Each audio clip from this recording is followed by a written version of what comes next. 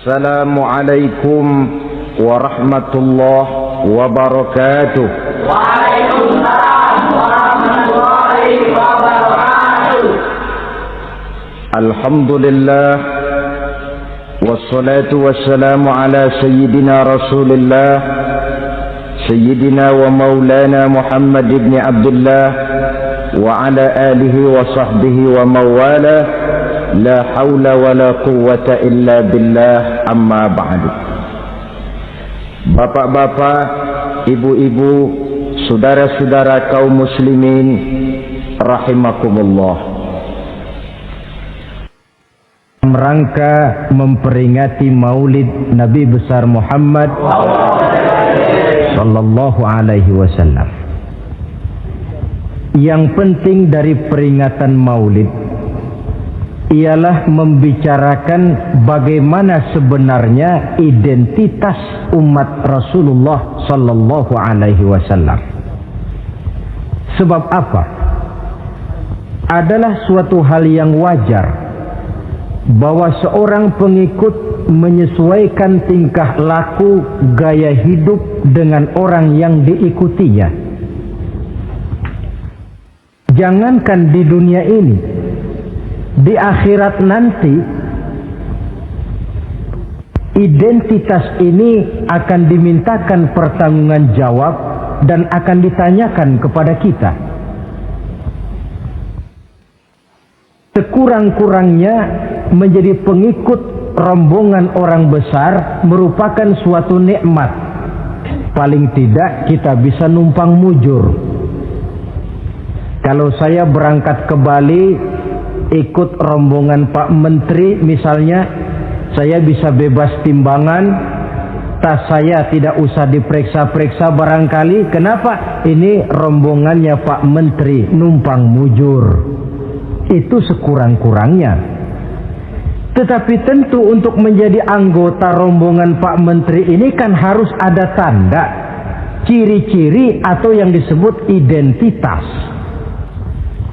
Kalau kita mengaku dan memproklamirkan diri sebagai umat Nabi Muhammad, sebagai pengikut beliau, apa sih identitasnya, ciri-cirinya? Inilah yang akan kita bicarakan pada kesempatan ini, bersumber dari surah Al-Fatah ayat 29. Allah Subhanahu wa ta'ala menjelaskan Muhammadur Rasulullah, bahwa Nabi Muhammad itu adalah utusan Allah, pesuruh Allah. Walladzina ma'ahu, dan orang-orang yang bersamanya, orang yang mengikuti ajarannya, para sahabatnya, kita ini para pengikutnya, mempunyai ciri atau identitas. Dalam ayat ini ada 5 ciri yang dijelaskan. Pertama, asyidda'u 'alal kuffar. Pengikut Nabi Muhammad bersikap tegas kepada orang-orang kafir. Apa artinya tegas di sini? Saudara-saudara, tegas di sini artinya bukan main marah-marahan, tidak ngajak berkelahi, bukan juga menantang perang. Tegas di sini artinya mempunyai prinsip, mempunyai garis yang nyata di dalam keyakinan beragama. Garisnya apa? Tidak lain, lakum dinukum waliyadin. Bagi Tuhan agama Tuhan, bagi kami agama kami. Silahkan Tuhan melaksanakan agama Tuhan, kami akan melaksanakan agama kami. Kami menghormati Tuhan, Tuhan pun menghormati kami. Tetapi soal agama tidak usah dicampur adukkan. Identitas semacam ini perlu kita tegakkan kembali. Sebab apa? Sebab di zaman sekarang orang mulai mengaburkan nilai-nilai kebenaran dari agama, yang pada akhirnya menanamkan sikap ngambang terhadap agama. Misalnya kita ini dibuai dengan kalimat yang kelihatannya bagus tapi sebenarnya mengandung racun. Kata orang, jangan fanatik, semua agama kan bagus, semua agama benar, semua agama thayyib. Terus terang saja, saya bukan tidak setuju dengan kalimat itu. Saya beranggapan kalimat itu belum sempurna. Semua agama benar, jangan titik di situ, itu baru sekedar koma. Semua agama benar, koma, bagi penganutnya masing-masing, titik. Semua agama baik, koma, bagi penganutnya masing-masing, titik. Bagi kita yang muslim, yang benar Islam. Dan seorang muslim yang berani membenarkan semua agama, seorang muslim yang berani berkata semua agama benar, sekurang-kurangnya munafik kalau tidak menjadi murtad. Wah Pak, itu namanya fanatik dong. Betul.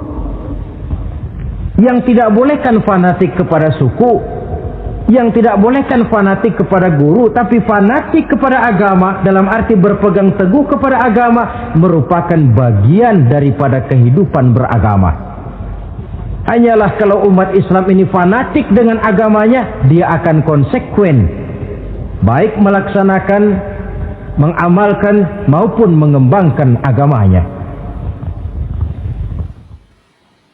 Saya cinta kepada suku saya, tapi tidak lalu fanatik. Cinta suku boleh, fanatik kepada suku salah. Cinta kepada guru bagus, fanatik kepada guru jelek. Cinta kepada agama bagus, fanatik kepada agama wajib. Hanya dengan fanatik kepada agama orang konsekuen. Yang jelek itu kan kalau sudah fanatisme kesukuan. Contoh, misalnya mentang-mentang orang Sunda, lalu ngomong saya ogah dengerin ceramah. Kenapa? Ustaznya bukan orang Sunda sih. Ini nggak bener, emangnya Nabi Muhammad kelahiran Ciamis? Kan tidak.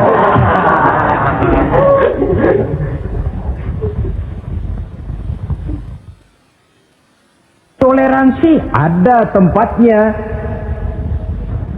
tetapi tidak menyangkut masalah-masalah ritual, tidak menyangkut masalah-masalah ibadah.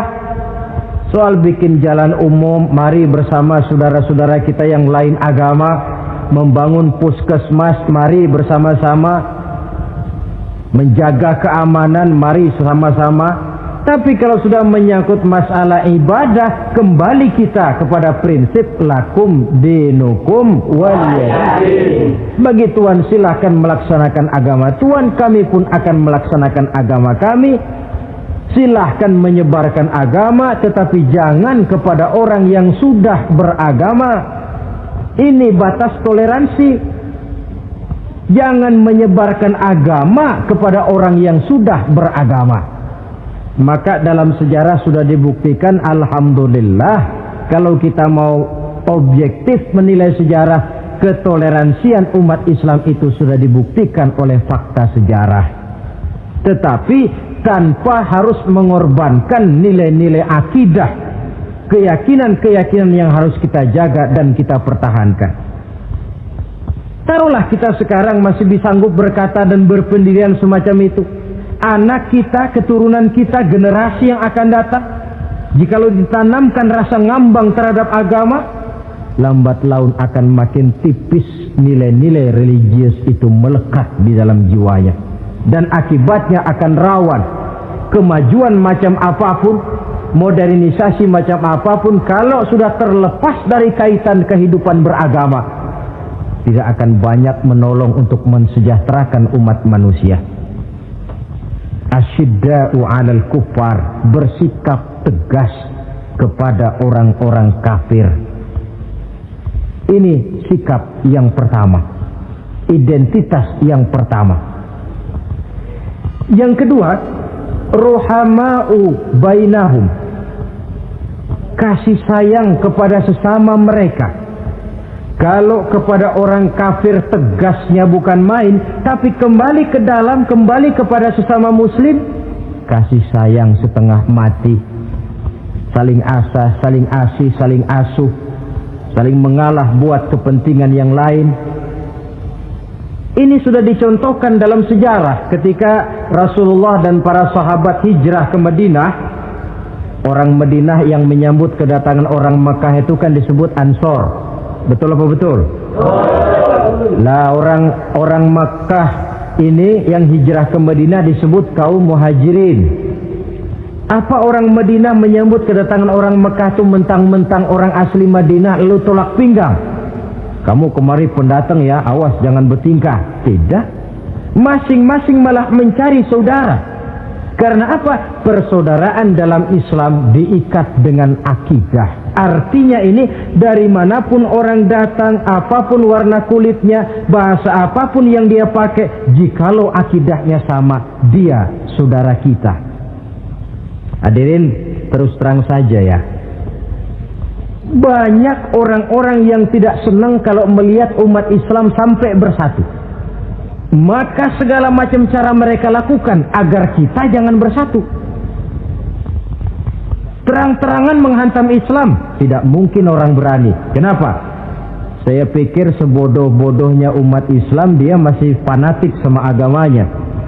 Dia masih sanggup bilang, mas gue emang gak sembayang, tapi agama gue lu hina, gue bacok lu. Itu kan positif, fanatisme agama namanya. Maka orang menghantam Islam itu lalu gak berani terang-terangan. Caranya, belajar dari Van der Plas, belajar dari Snokkhorgronya. Mau menghantam Islam, masuk ke tengah-tengah umat Islam. Pakai peci, kalau perlu pakai sorban, pakai sorban. Tidak bisa assalamualaikum, latihan assalamualaikum, hantam Islam dari dalam. Caranya, kalau perlu dibuatkan merek-merek Islam, yang mereknya Islam tapi tujuannya bikin kacau dalam Islam. Muncullah yang namanya Islam ingkar sunnah, muncul yang namanya Islam sejati, Islam, mereknya Islam, tujuannya bikin kacau dalam Islam. Kalau dia sudah mengkafirkan orang lain yang tidak sepaham dengan dia, tidak mau bermakmum kepada orang yang sepaham dengan dia. Kalau cara ini tidak kena, mereka putar lagu lama. Apa lagu lama itu? Lagu khilafiyah. Lagu lama itu supaya kita sengketa sesama kita, mempersoalkan hal-hal kecil. Waktu terbuang, energi habis untuk mempermasalahkan hal yang tak pernah kunjung selesai. Sering kejadian toh di kampung-kampung. Yang satu pakai usolli, yang satu tidak, lalu pisah RT. Yang satu azan sekali Jumatan, yang satu 2 kali, lalu bangun masjid lagi. Yang satu kunut, yang satu tidak, asah golok. Persoalan yang semacam ini sampai kiamat tidak akan kunjung selesai. Oleh karena itu potensi yang besar ini tidak tersalurkan dengan wajar karena kita centang perenang di dalam, tidak pandai menjaga kesatuan dan persatuan sebagai modal dasar untuk berbuat yang lebih baik. Adalah lebih baik kita ini mencari titik-titik persamaan dan bukan memperbesar pola perbedaan. Ruhama'u bainahum, kasih sayang sesama mereka. Imam Ghazali memberikan contoh kun kal yadain wala takun kal uzunain. Hai umat Islam, hiduplah kamu seperti 2 tangan. Saling asah, saling asih, saling asuh, saling mengalah buat kepentingan yang lain. Coba lihat 2 tangan kita, rukunnya bukan main. Kalau tangan kanan maju ke depan, kata yang kiri, oke, saya mengalah. Dia mundur ke belakang. Kiri di depan, kata kanan, sekarang giliran saya ngalah. Dia mundur ke belakang. Akhirnya kita jalan lenggang. Enak nggak dilihat orang? Coba kalau nggak ada yang mau ngalah. Tangan kanan ke depan, kata yang kiri, gue juga bisa, dia ke depan lagi. Depan kayak robot kita jalan. Lalu mekanisme kerjanya, tangan kanan kerjanya bagus-bagus toh. Salaman tangan kanan, tanda tangan tangan kanan, hitung duit tangan kanan, ambil kue tangan kanan. Kiri nggak pernah protes, tahu posisi. Memang tugas saya bidang pembersihan. Ya pembersihan saja dilakoni. Artinya apa ini? Yang satu dengan yang lain saling memperkuat walaupun komposisinya berbeda. Dicontohkan dalam perjalanan kehidupan sahabat Nabi. Sahabat Nabi yang paling terkenal itu 4 orang. Sayyidina Abu Bakar, Sayyidina Umar bin Khattab, Sayyidina Utsman bin Affan, Sayyidina Ali bin Abi Thalib. 4 sahabat ini kalau kita lihat komposisinya, keahliannya lain-lain. Coba, ada Sayyidina Abu Bakar, ini sahabat merangkap mertua. Kalau bahasa sekarang, Abu Bakar ini disebut kiai diplomat. Kiai karena beliau orang alim, diplomat karena pandai bersiasat, ahli politik. Kemampuan berpolitiknya digunakan buat kepentingan agama.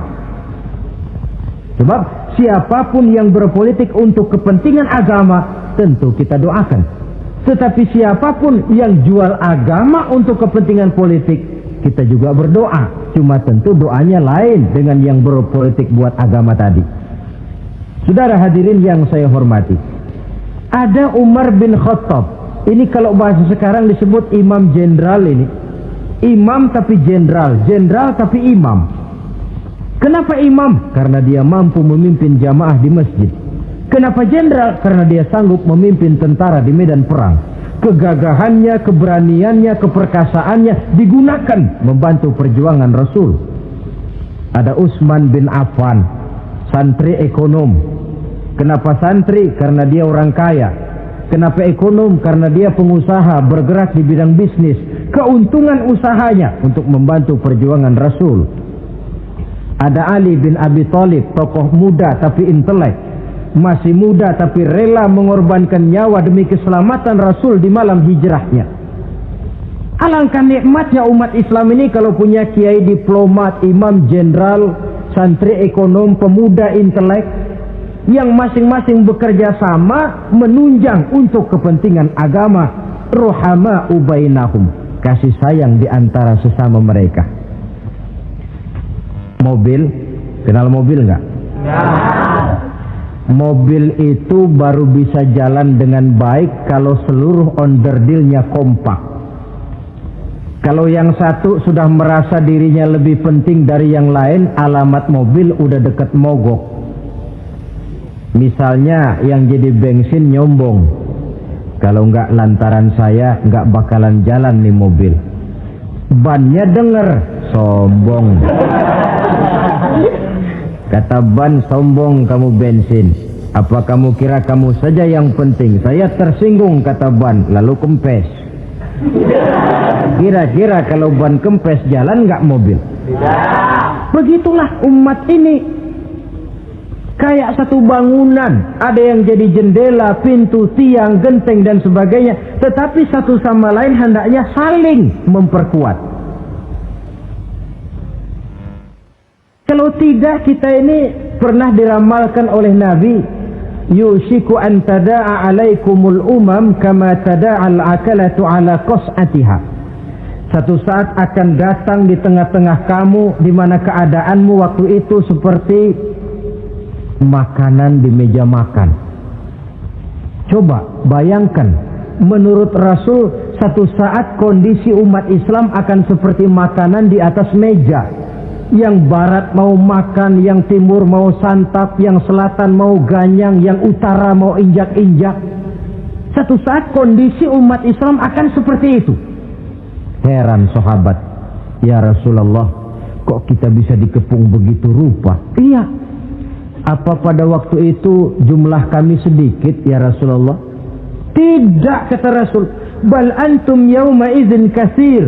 Jumlahmu pada waktu itu banyak, besar, kamu mayoritas. Cuma sayang, kata Nabi, walakinnakum ghusaa'un ka ghusaa'is sail. Tetapi keadaanmu waktu itu seperti busa di lautan. Banyak tapi centang perenang.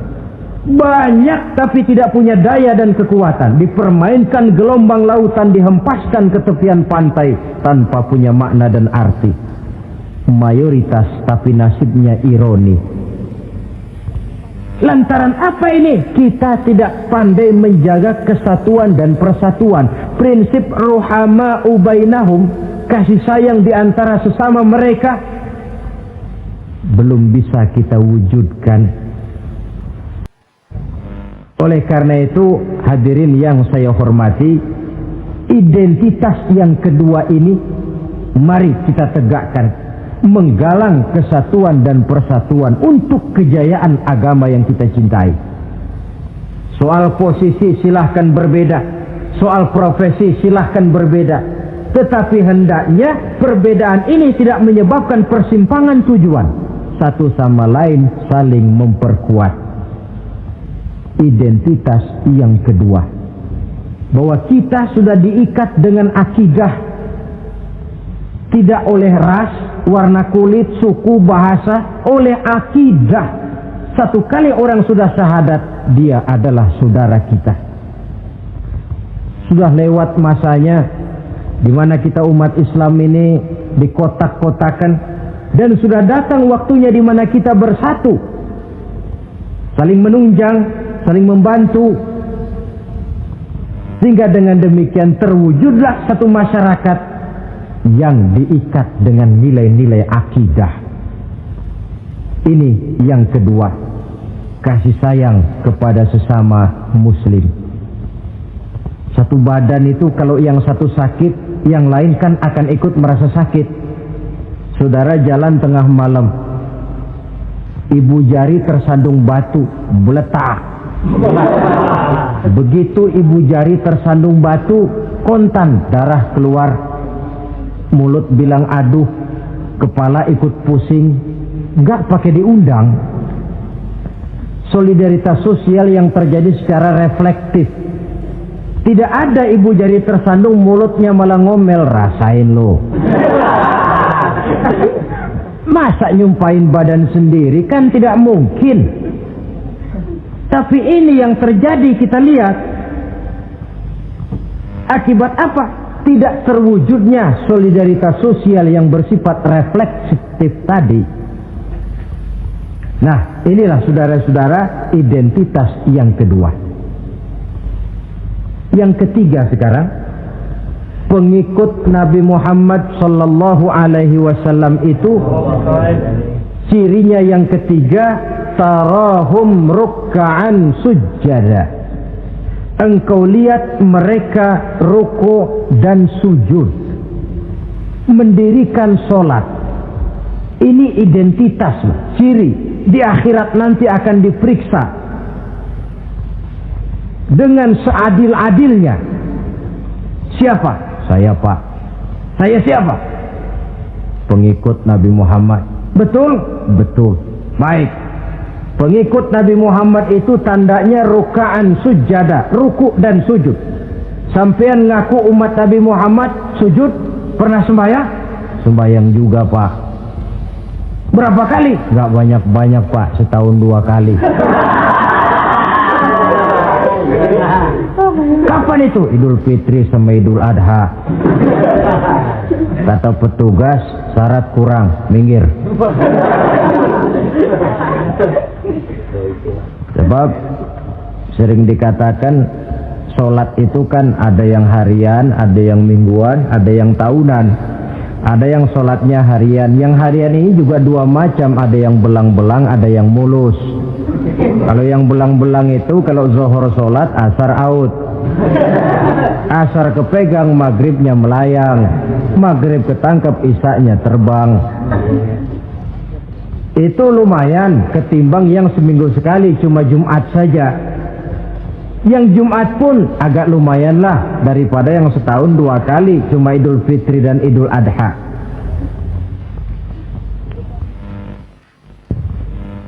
Tetapi bagaimanapun juga sholat ini memang merupakan keperluan dalam kehidupan kita.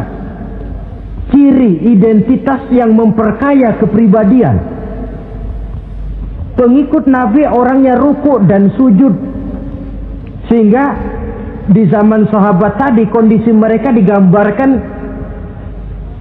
kalau siang seperti kuda perang, tetapi kalau malam seperti pendeta. Maksudnya apa? Di medan perang mereka gagah, tapi kalau sudah ruku' dan sujud bukan main khusyuknya. Ruku' dan sujud. Dengan kata lain, ciri pengikut Nabi Muhammad orangnya mendirikan sholat, Nah, masalahnya sekarang apa perlunya sholat dalam kehidupan kita? Yang jelas dia untuk menggembirakan Allah kok. Se-ASEAN orang tidak ada yang sholat, Allah tidak akan berhenti jadi Tuhan. Manfaatnya akan kembali kepada kehidupan. Nah, apa perlunya sholat dalam kehidupan kita? Ada beberapa hal yang bisa kita angkat ke permukaan tentang perlunya sholat ini. Jadi sholat itu perlunya kita, sehingga suatu saat nanti kita tidak lagi berkata saya wajib sholat, tapi kita akan berkata saya perlu sholat. Apa perlunya sholat dalam kehidupan kita? Pertama, sholat itu membuat orang rendah hati, tidak melonjak menjadi angkuh dan sombong. Yang kedua, sholat itu membuat orang tahu diri. Yang ketiga, sholat itu mendatangkan ketenangan jiwa dan ketentraman batin lantaran orang punya sandaran vertikal kepada Allah. Sehingga agama menekankan benar ini bukan cuma untuk kita, tapi juga anak kita, keturunan kita. Sehingga Nabi mengajarkan, ajari didik anak-anakmu sholat pada umur 7 tahun. Kalau umur 10 tahun mereka sudah berani meninggalkan sholat, pukul. Bukan dengan tujuan menyakiti, tapi mendidik anak supaya disiplin dengan sholatnya. Kayaknya kita yang hidup di zaman serba modern ini, soal anak mau sholat atau tidak, kayaknya orang tua itu, kalau istilah anak sekarang, cuek-cuek aja. Jarang yang mengadakan inspeksi, pengecekan anaknya sudah sholat apa belum, lalu sholatnya disiplin apa tidak. Jarang yang memberikan sugesti dan rangsangan supaya anaknya mendirikan sholat. Saya jarang mendengar orang tua muslim yang berkata, nak, kalau kau hafal Fatihah dengan artinya bapak beliin sepatu baru. Nak, kalau kau hafal juz amma, bapak beliin sepeda. Sugesti untuk hal-hal yang bersifat agama sangat langka. Tapi kalau sudah hal-hal yang bersifat umum, wah, nah, kalau kamu lulus nanti SD ya, kita piknik ke Tangkuban Perahu, lulus SMP tur ke Bali, lulus SMA piknik ke Singapura. Rangsangan dan dorongan, baguslah itu. Tetapi alangkah akan lebih bagusnya jika untuk hal-hal yang bersifat agama kita pun sanggup memberikan sugesti, rangsangan dan dorongan kepada anak-anak kita. Sehingga sejak kecil mereka sudah terbiasa dengan sholat. Sejak kecil mereka sudah disiplin dengan sholatnya. Sebab kalau tidak, kayu itu kalau mau dibengkokkan pada saat dia masih kecil. Kalau sudah besar baru mau dibengkokin, repot kayu itu. Membentuk orang soleh itu harus dimulai sedini mungkin. Karena itu salah satu fungsi solat Allah jelaskan, inna sholata tanha 'anil fahsya wal munkar. Bahwa solat yang dikerjakan dengan betul mampu mencegah manusia dari perbuatan yang keji dan munkar. Jadi dengan kata lain orang yang disiplin dengan solat terpeliharalah dirinya dari perbuatan yang keji dan munkar.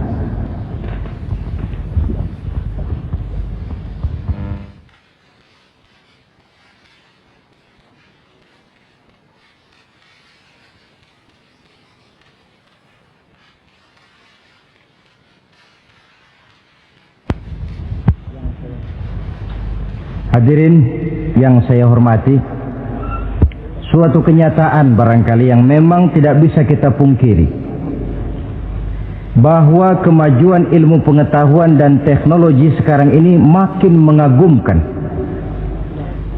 Dunia seolah-olah telah dirombak oleh manusia dari sebuah daerah kosong menjadi gedung-gedung pencakar langit yang tinggi.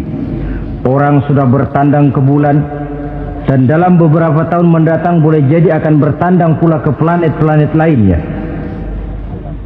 Kekurangan air minum bisa diatasi dengan penyulingan air laut. Kekurangan areal pertanian bisa diatasi dengan merombak gurun pasir yang gersang dan tandus menjadi sawah ladang yang menghasilkan kebutuhan hidup manusia. Tapi seiring dengan itu menjadi pertanyaan, makin sejahterakah umat manusia? Tercapaikah kebahagiaan?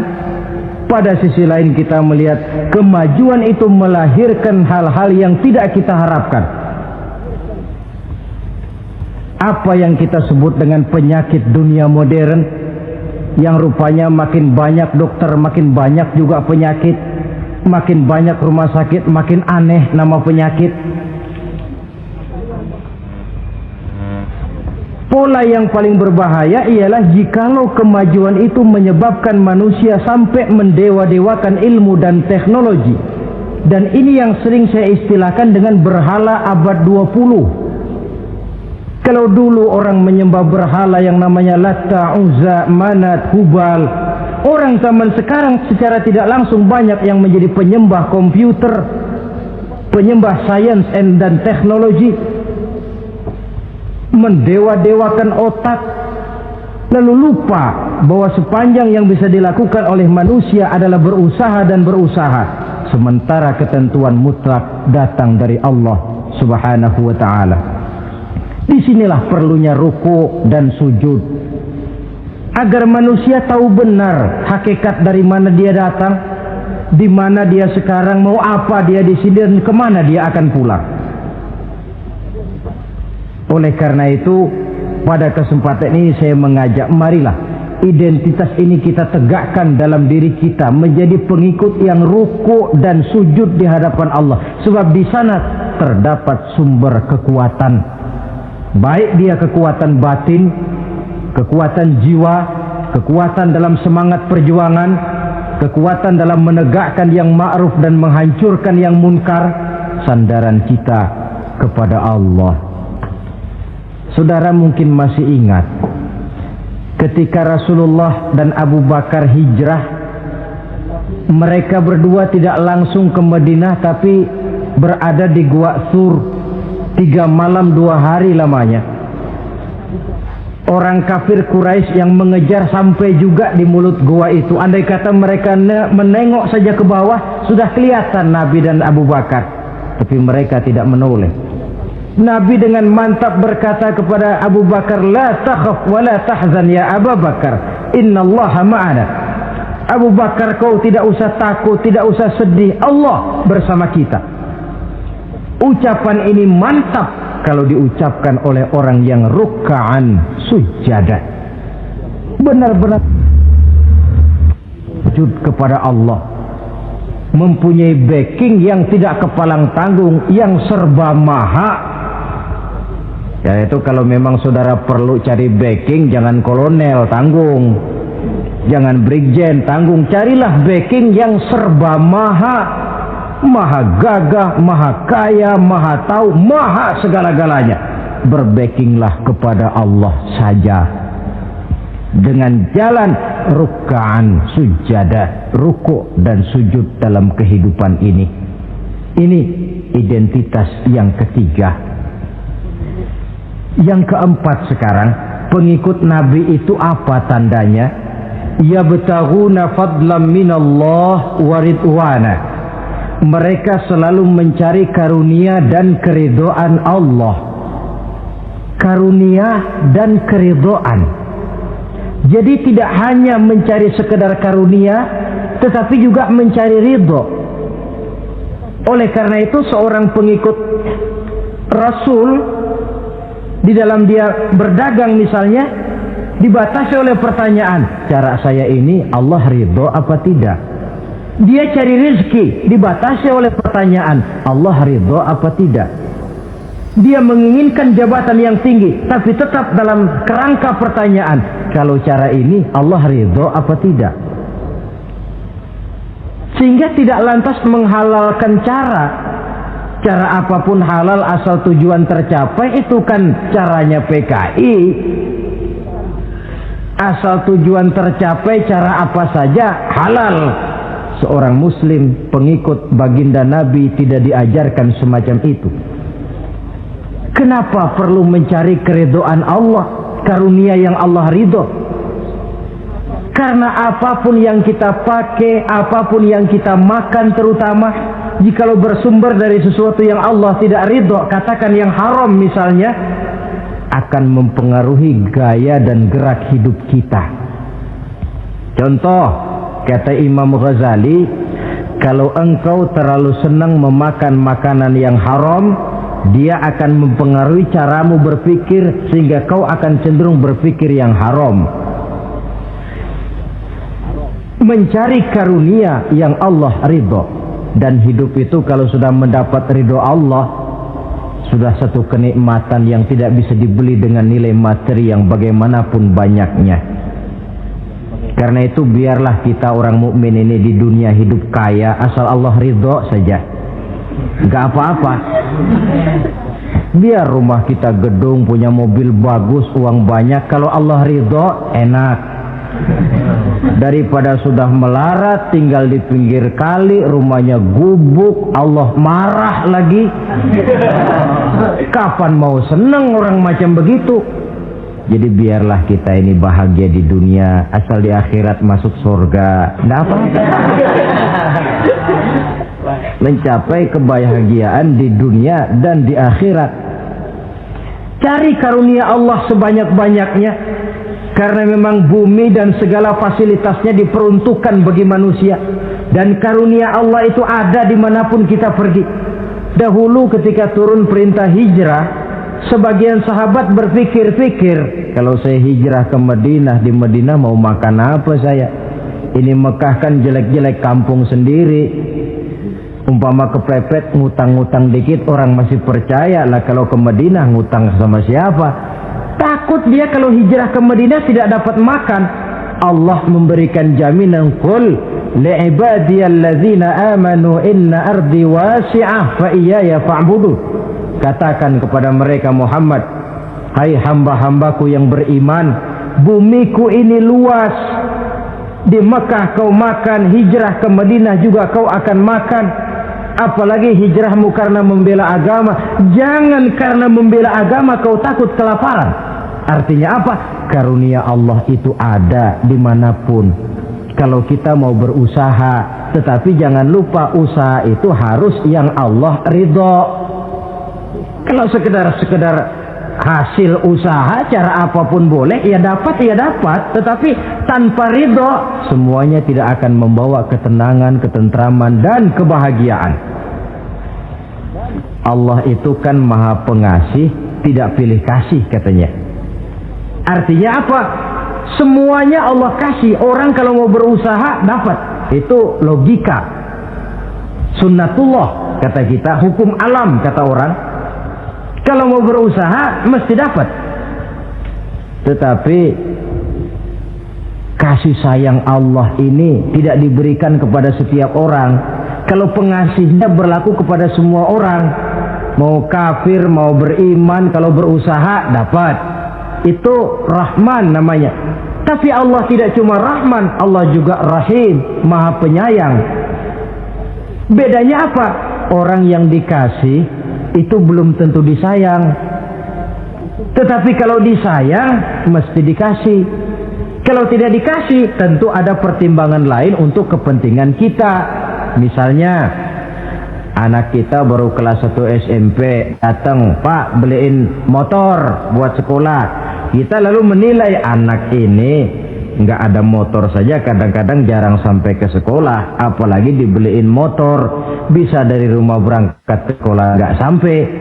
Tidak dibelikan bukan karena tidak sayang, justru karena sayangnya ada pertimbangan lain untuk kepentingan si anak. Tetapi kadang-kadang anak sendiri berpikirnya lain. Bapak katanya sayang, minta dibeliin motor saja tidak dibelikan. Dia menilai orang tuanya tidak sayang, padahal justru sayangnya lalu tidak dibelikan. Begitulah satu contoh kecil dari keridhaan Allah ini. Jika Allah sudah memberikan ridhonya kepada kita, segala yang kita mau diberikannya. Kalau tidak juga diberikan, tentu ada manfaatnya untuk kemaslahatan kita. Allah Maha Tahu. Misalnya orang mengeluh, saya kan sembahyang rajin, ngapa rezeki seret bener sih? Apa saya berhenti lagi sholat? Allah lebih tahu maslahatnya. Barangkali potongan kayak kita ini kalau diberikan rezeki banyak sedikit lalu berhenti ke masjid. Rezeki lu segini aja dah, lu jadi rajin ke masjid. Ada manfaatnya buat kepentingan kita mencari karunia yang Allah ridho.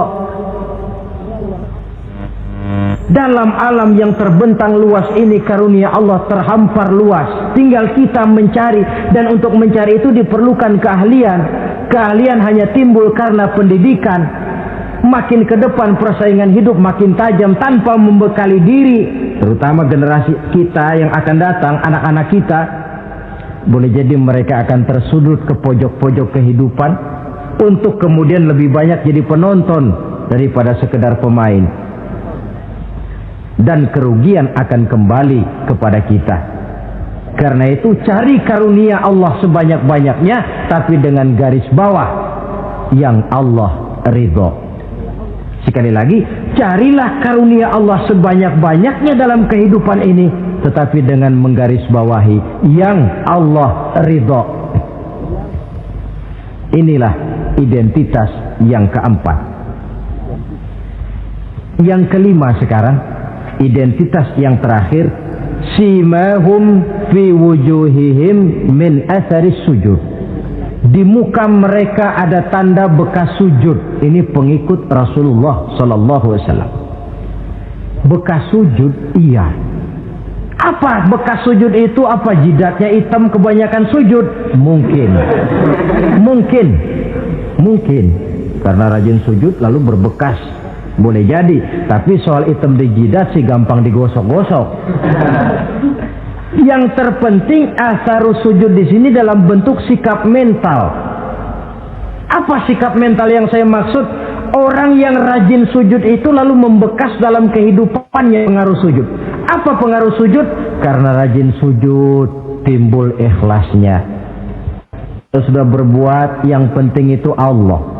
Orang lain mau tahu atau tidak, orang lain mau puji atau tidak, yang penting Allah. Sebab kalau sudah dia usolli fardal maghribi Allahu Akbar, dia tinggalkan dunia dan seluruh isinya. Naik dia menghadap Allah. Selamat tinggal sebentar dunia, nanti saya balik lagi.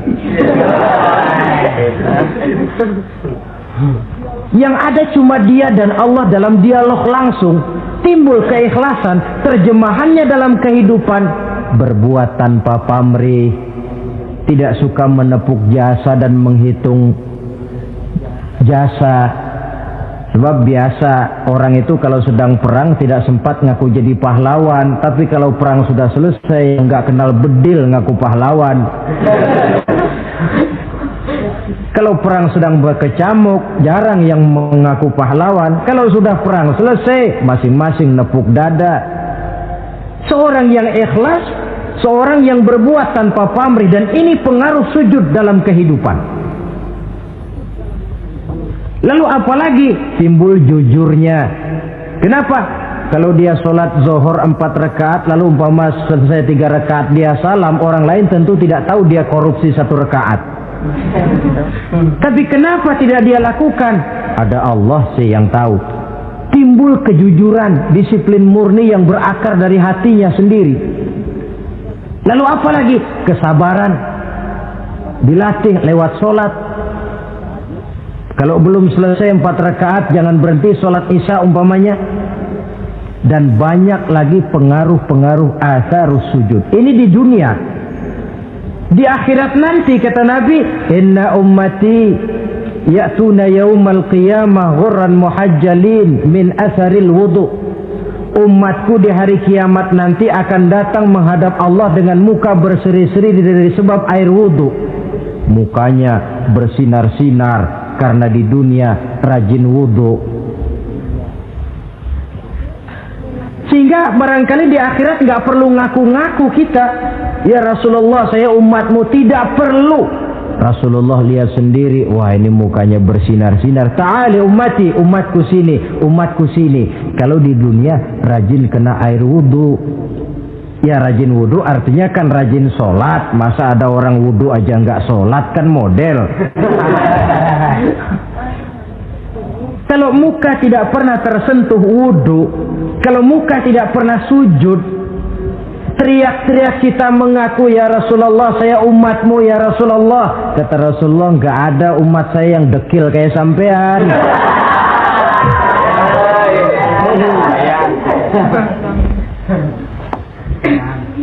Itulah sebabnya pada kesempatan ini saya mengajak mari membiasakan diri berwudu. Tidak cuma untuk sholat. Saudara mau berangkat ke kantor, wudu dulu, bagus. Saudara mau pergi berdagang, wudu dulu, cakep. Saudara mau pergi kuliah, mau pergi sekolah, wudu dulu, bagus. Di samping kebersihan jasmani, juga kebersihan rohani. Tengok saja.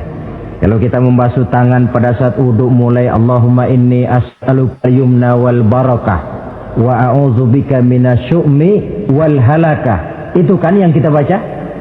Ya Allah, saya mohon keberkahan di dua tangan ini, supaya tangan ini kalau dibawa dagang untung, dibawa menanam lalu panen, dibawa berusaha menghasilkan rezeki. Dan saya berlindung kepadamu ya Allah, jangan sampai tangan ini membawa kesialan dan kecelakaan. Berlindung kepada Allah jangan sampai jadi punya tangan sial. Dipakai dagang rugi, dipakai nanam pohonan mati, dipakai mukul orang mati. Tangan sial. Dari itu saja sudah memberikan sugesti untuk rohani kita. Kebersihan jasmani, kebersihan rohani terpelihara karena wudu. Jadi asarus sujud, pengaruh sujud membekas di dalam kehidupan. Sehingga oleh Syekh Muhammad Abduh dijelaskan, walikulli ibadatin minal ibadati sahihah asarun fi taqwimi akhlaqil qaimi biha wa tahzibi nafsihi. Setiap ibadah yang dikerjakan dengan betul pasti mempunyai pengaruh yang nyata dalam meluruskan moral akhlak orang yang melaksanakan ibadah itu sendiri. Jadi sujud kita betul apa tidak? Lihat saja pengaruhnya dalam kehidupan kita. Sholat kita sudah betul apa tidak? Lihat saja pengaruhnya dalam kehidupan kita. Kalau sujud ya sujud, tapi judi jalan juga, nah, sujudnya belum betul. Waktunya sholat ya sholat, waktunya mabuk, sholatnya belum betul. Waktunya ruku ya ruku, giliran nyolong, sholatnya belum betul. Sebab sholat yang dikerjakan dengan betul, sujud yang dikerjakan yang punya pengaruh nyata dalam kehidupan, kelihatan bekasnya dari tingkah laku dan gerak kita di dalam menelusuri kegiatan hidup ini. Maaf, dengan sedikit pahit barangkali kita memang harus berkata, masih banyak di antara kita umat Islam ini yang melaksanakan ibadah hanya dengan prinsip asal sekedar gugur kewajiban. Perkara ada pengaruhnya atau tidak dalam diri kita, kita malas untuk mengadakan evaluasi. Akibatnya ibadah yang kita kerjakan tidak mempunyai pengaruh dalam membentuk kepribadian kita. Orang yang mengucapkan syahadat ada pengaruh dalam jiwanya. Orang yang mendirikan sholat ada pengaruh dalam membentuk kepribadiannya. Orang yang melaksanakan puasa ada pengaruh dalam perkembangan jiwanya. Orang yang mengeluarkan zakat ada pengaruhnya dalam mengelola hartanya. Orang yang melaksanakan ibadah haji ada perubahan dalam kegiatan hidupnya. Dari yang negatif kepada yang positif tentunya. Simahum fi wujuhihim min athari sujud. Di muka mereka, di muka pengikut Rasulullah ini ada tanda pengaruh bekas sujud. Karena rajinnya dia melaksanakan sujud di dalam kehidupan ini. Nampak pengaruh yang nyata di dalam kehidupannya, dalam gerak dan tingkah lakunya. Saudara hadirin, ma'asyiral muslimin rahimakumullah. Inilah 5 identitas yang harus kita tegakkan jikalau kita mau jadi umat yang konsekuen.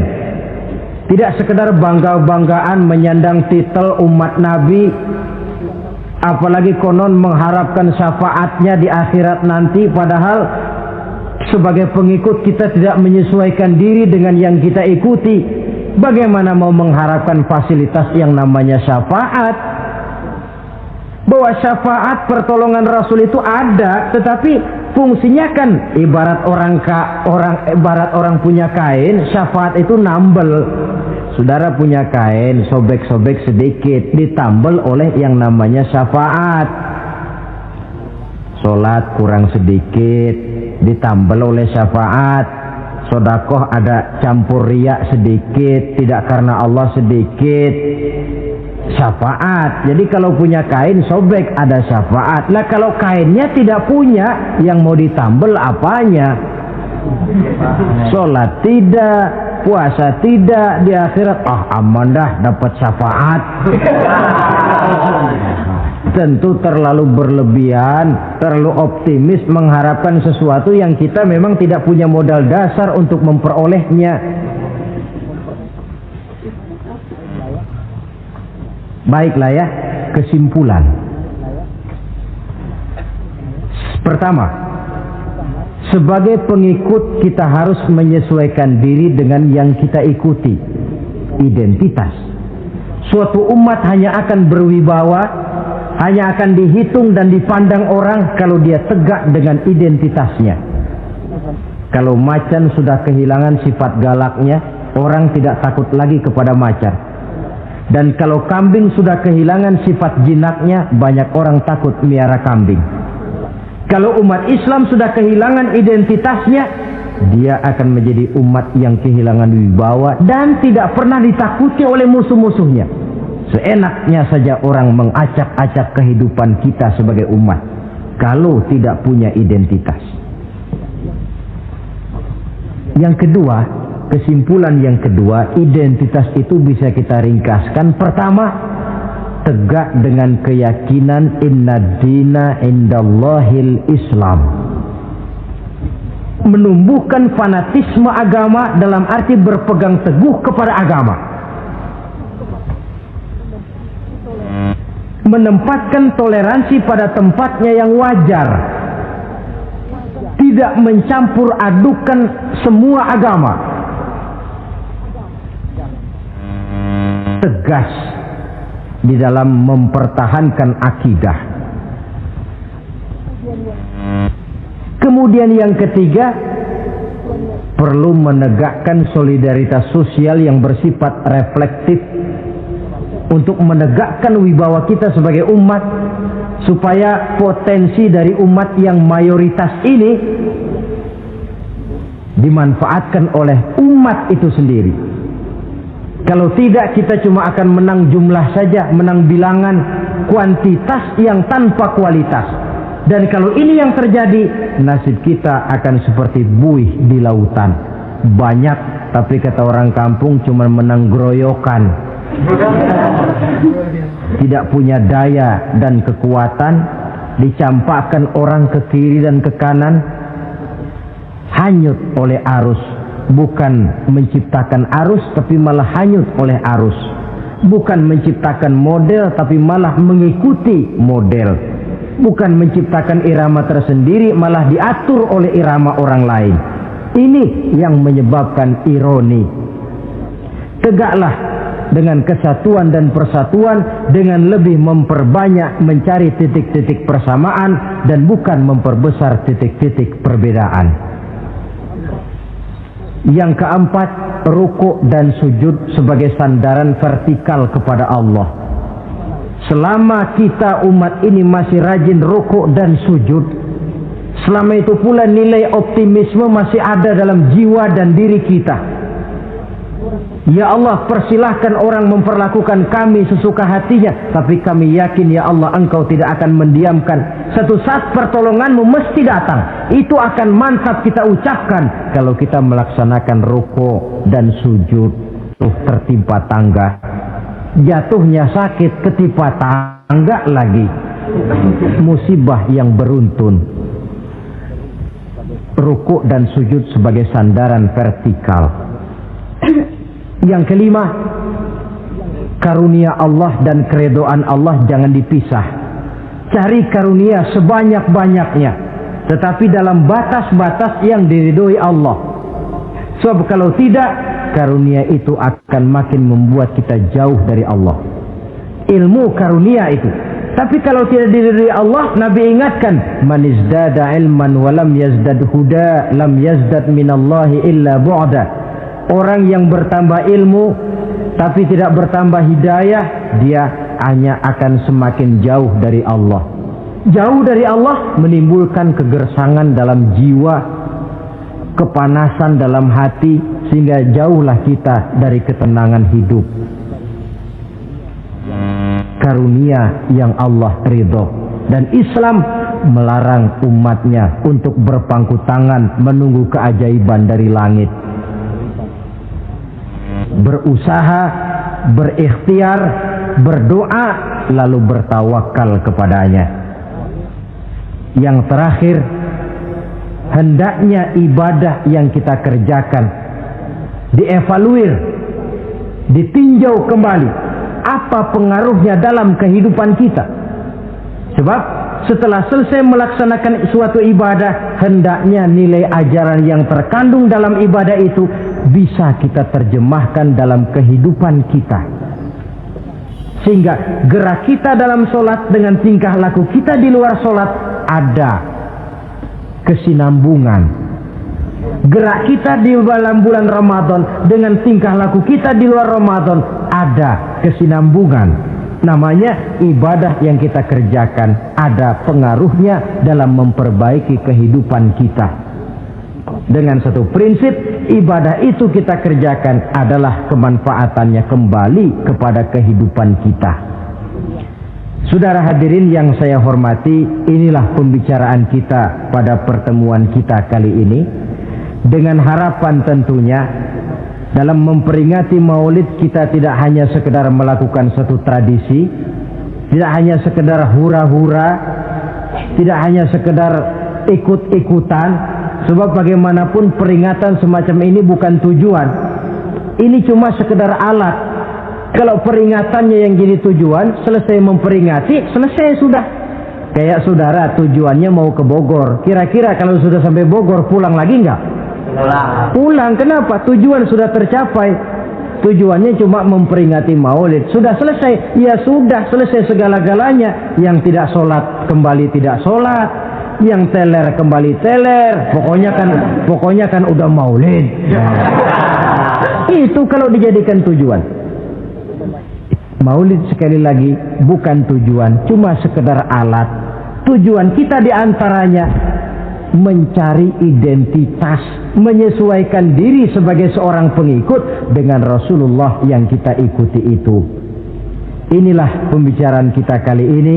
Mudah-mudahan 5 identitas ini Allah berikan kekuatan untuk bisa kita tegakkan dalam diri kita masing-masing, sehingga kebanggaan sebagai pengikut Nabi dibuktikan dengan amal perbuatan kita.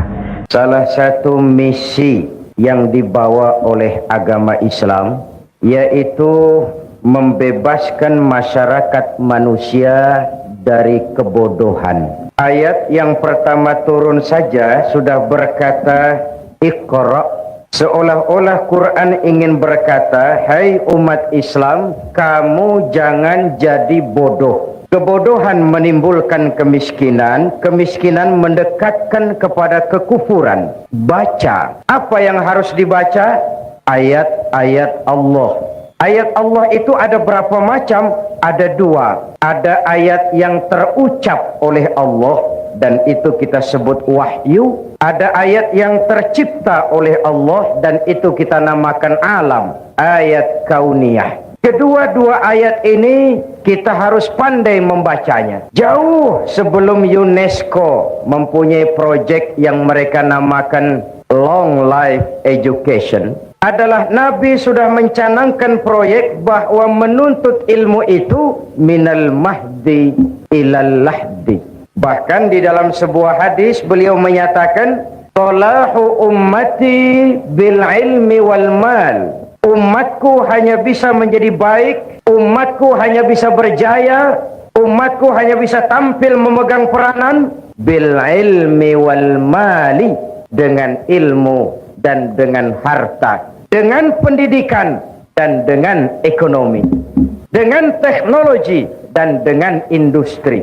Kalau kita ingin tampil menjadi umat yang memegang peranan, jikalau kita ingin tampil menjadi umat yang berjaya, maka dua hal ini harus kita perbaiki: pendidikan dan ekonomi, ekonomi dan pendidikan. Islam tidak mungkin hilang dari dunia, tapi Allah tidak memberikan jaminan bahwa Islam akan kekal di Singapura, di Indonesia, di Brunei. Islam tidak mungkin hilang dari dunia, tapi tidak ada jaminan Al-Quran bahwa Islam akan kekal baik di Indonesia, di Singapura maupun di Brunei. Jikalau kita umat Islam sekarang ini tidak mau berjuang, berkorban dan mewariskan Islam kepada anak-anak kita, generasi yang akan datang. Oleh karena itu, keberadaan, pengembangan dan kelangsungan hidup dari Madrasah Al-Junaid bukan hanya sekedar tanggung jawab pengurusnya, tetapi tanggung jawab kita, seluruh umat Islam ini. Yang punya kedudukan, bantulah dengan wewenangnya. Yang punya harta, bantulah dengan hartanya. Yang punya ilmu, bantulah dengan ilmunya. Yang punya tenaga, bantulah dengan tenaganya. Yang bisa doa, bantulah dengan doanya. Yang tidak bisa apa-apa, bantulah dengan diam. Diam saja, itu sudah lumayan membantu. Apalagi biaya untuk membangun madrasah ini cukup besar. Tapi tidak ada yang besar jikalau ringan sama kita jinjing dan berat sama kita pikul. Jikalau duduk kita sama rendah, berdiri pun kita sama tegak. Tidak ada yang tidak bisa kita lakukan. Malam ini saya di sini Singapura ini, saya tidak merasa sebagai tamu di sini. Saya merasa saya hanya seorang keluarga yang datang dan bicara di tengah-tengah keluarganya. Apa yang mengikat kita? Akidah. Saya adalah saudara, saudara adalah saya. Menghina saudara sama dengan menghina saya. Menyakiti saudara sama dengan menyakiti saya. Karena saya adalah saudara, saudara adalah saya. Di hatiku ada kamu. Kebersamaan itu makin, bahkan pada waktu saya di Brooklyn di New York, saya kumpul dengan black Muslim, negro Muslim. Di sana pun saya tidak merasa sebagai tamu. Saya merasa saya hanya seorang keluarga yang datang dan berbicara di tengah-tengah keluarganya. Kita sudah menderma, berinfak. Saya ingatkan, sedekah atau infak itu yang penting ikhlasnya. Soal besarnya itu nomor satu. Sedekah itu daripada kecil tidak ikhlas, lebih baik besar tapi ikhlas. Dan menderma bagi pembangunan madrasah, bagi pembangunan masjid, sama dengan menitip. Seolah-olah bapak ibu berkata, tuan pengurusi madrasah, saya titip 1.000 ringgit untuk kepentingan saya di alam barzah dan di akhirat nanti. Silahkan uangnya dibelikan bahan bangunan untuk membangun madrasah. Saya hanya sekadar titip. Itu yang akan jadi milik kita sebenarnya. Tidak akan hilang, nilainya berlipat ganda dan tidak boleh diakui orang lain. Yang kita belanjakan di jalan Allah. Dahulu orang berkata, buat apa cari uang banyak-banyak, kan tidak dibawa mati. Malam ini saya ingin berkata, kalau boleh carilah uang yang banyak dan bawa mati. Apa boleh uang dibawa mati? Why not? Uang yang kita belanjakan untuk madrasah, masjid, rumah sakit Islam, itu uang yang akan kita bawa mati. Saya ini kan semua, saya sedang berhadapan dengan calon-calon jenazah ini. It is true, my dear. Calon menteri belum tentu jadi menteri. Calon pejabat tinggi belum tentu jadi pejabat tinggi. Calon jenazah mati. Hidup ini hanya sekadar menunggu giliran. Wa tilkal ayyamu nudawiluha bainan nas.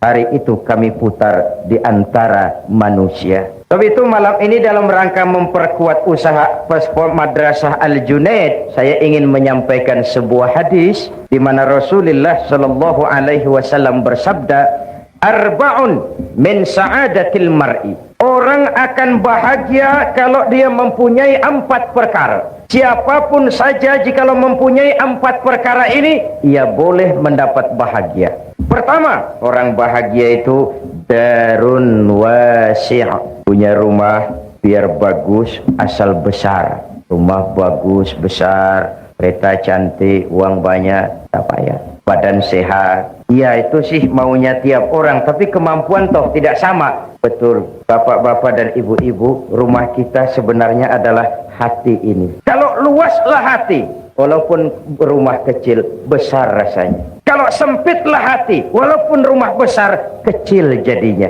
Hati itu rumah kita. My heart is my home. Agar hati menjadi luas, Allah memberikan tuntunan. Ala bizikrillahi tatmainnul qulub. Dengan banyak zikir kepada Allah, ingat dengannya, melaksanakan perintahnya, meninggalkan yang dilarangnya, hati tenang, jiwa lapang, batin tentram. Dan itulah tangga utama untuk mencapai bahagia. Apalah artinya rumah bertingkat, uang banyak berlipat-lipat, istri pun tak kurang cantik memikat, kadang jumlah pun 4, tapi tiap hari kiamat. Tak ada ketenangan, tak ada ketenteraman. Ala bizikrillahi tatmainnul qulub. Dengan banyak zikir kepada Allah, melaksanakan perintahnya, meninggalkan yang dilarangnya, ketenangan tercapai, kebahagiaan terwujud. Islam ini agama yang mengajarkan keseimbangan. Bekerjalah kamu sebagaimana harusnya kamu bekerja. Berusahalah kamu sebagaimana harusnya kamu berusaha. Tapi di sebalik itu jangan lupa minta tolong kepada Allah. Karena apa? Kau hanya wajib berusaha. Kau hanya wajib berikhtiar, tapi tidak wajib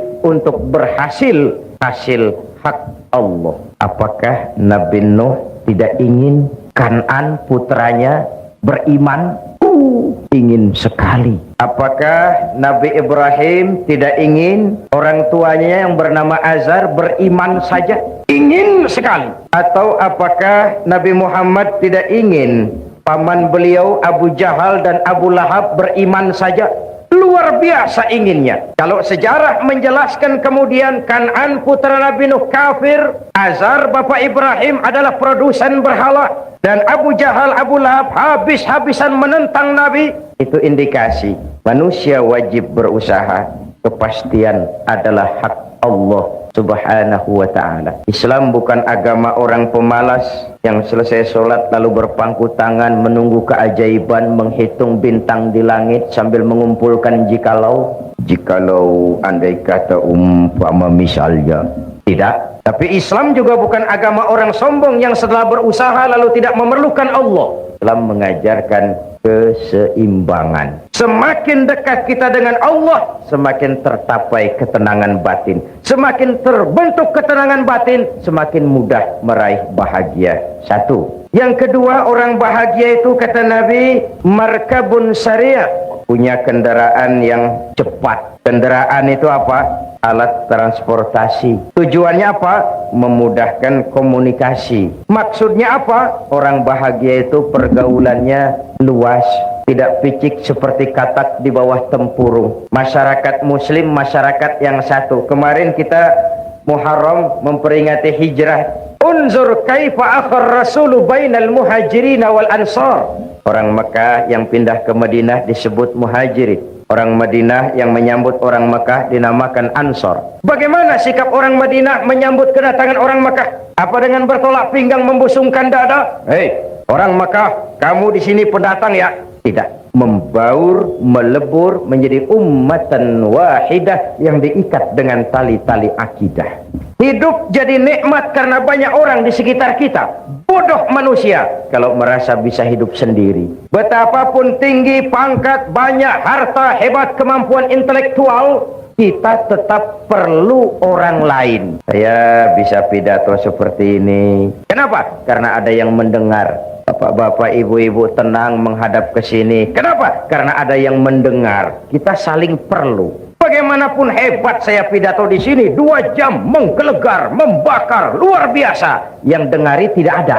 Hebat. Jangankan kerja yang berat, senyum saja. Senyum itu kan ringan toh. Untuk senyum yang mudah itu pun kita perlu bantuan orang lain. Sebab kalau sudah mulai bisa senyum sendiri, harap hati-hati. Tidak usahlah kerja yang berat, senyum yang mudah itu pun Kita perlu bantuan orang lain. Itulah sebabnya jikalau kita rukun, kompak, bersatu, tidak ada yang tidak bisa kita selesaikan. Akan bagaimana Islam bergantung anak-anak kita. Bagaimana anak-anak kita bergantung kepada pendidikan yang mereka terima. Oleh sebab itu, sekali lagi, orang bahagia, orang yang pergaulannya luas, hidup di tengah masyarakat, tidak eksklusif, tidak memencilkan diri. Sehingga Nabi memberikan peringatan keras, isnani la yanzurullahu ilaihima yaumal qiyamah qati'ur rahim wa jarsu. Dua golongan manusia di akhirat nanti tidak akan dipandang oleh Allah, didiamkan saja. Pertama, qati'ur rahim, orang yang suka memutuskan silaturahmi. Dan yang kedua, jarusui, tetangga yang jahat dengan tetangganya. Tidak akan ada kemenangan tanpa kekuatan, tidak akan ada kekuatan tanpa persatuan, dan tidak mungkin terbentuk persatuan tanpa silaturahmi. Dua. Yang ketiga, orang bahagia itu menurut Nabi misbahun mudhi, punya lampu yang terang. Lampu yang terang itu merkuri ini, ya, tapi ini lampu dunia.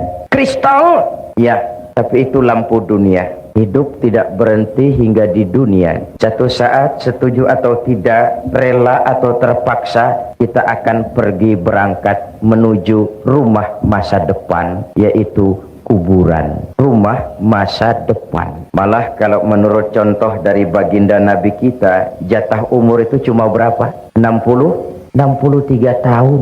Maka yang malam ini sudah 62 tahun 11 bulan. Supaya hati-hati, Pak. 1 bulan lagi kontrak selesai. Walaupun ajal itu a mysterious problem, ya. Kalau datang saatnya berpisah kita dengan semua yang kita cintai, sehingga Nabi dipesan oleh malaikat Jibril, ya Muhammad, ish ma syi'ta fa innaka mayyitun, wa'mal ma syi'ta fa innaka majziyun bih, wa ahbib ma syi'ta fa innaka mufariquh.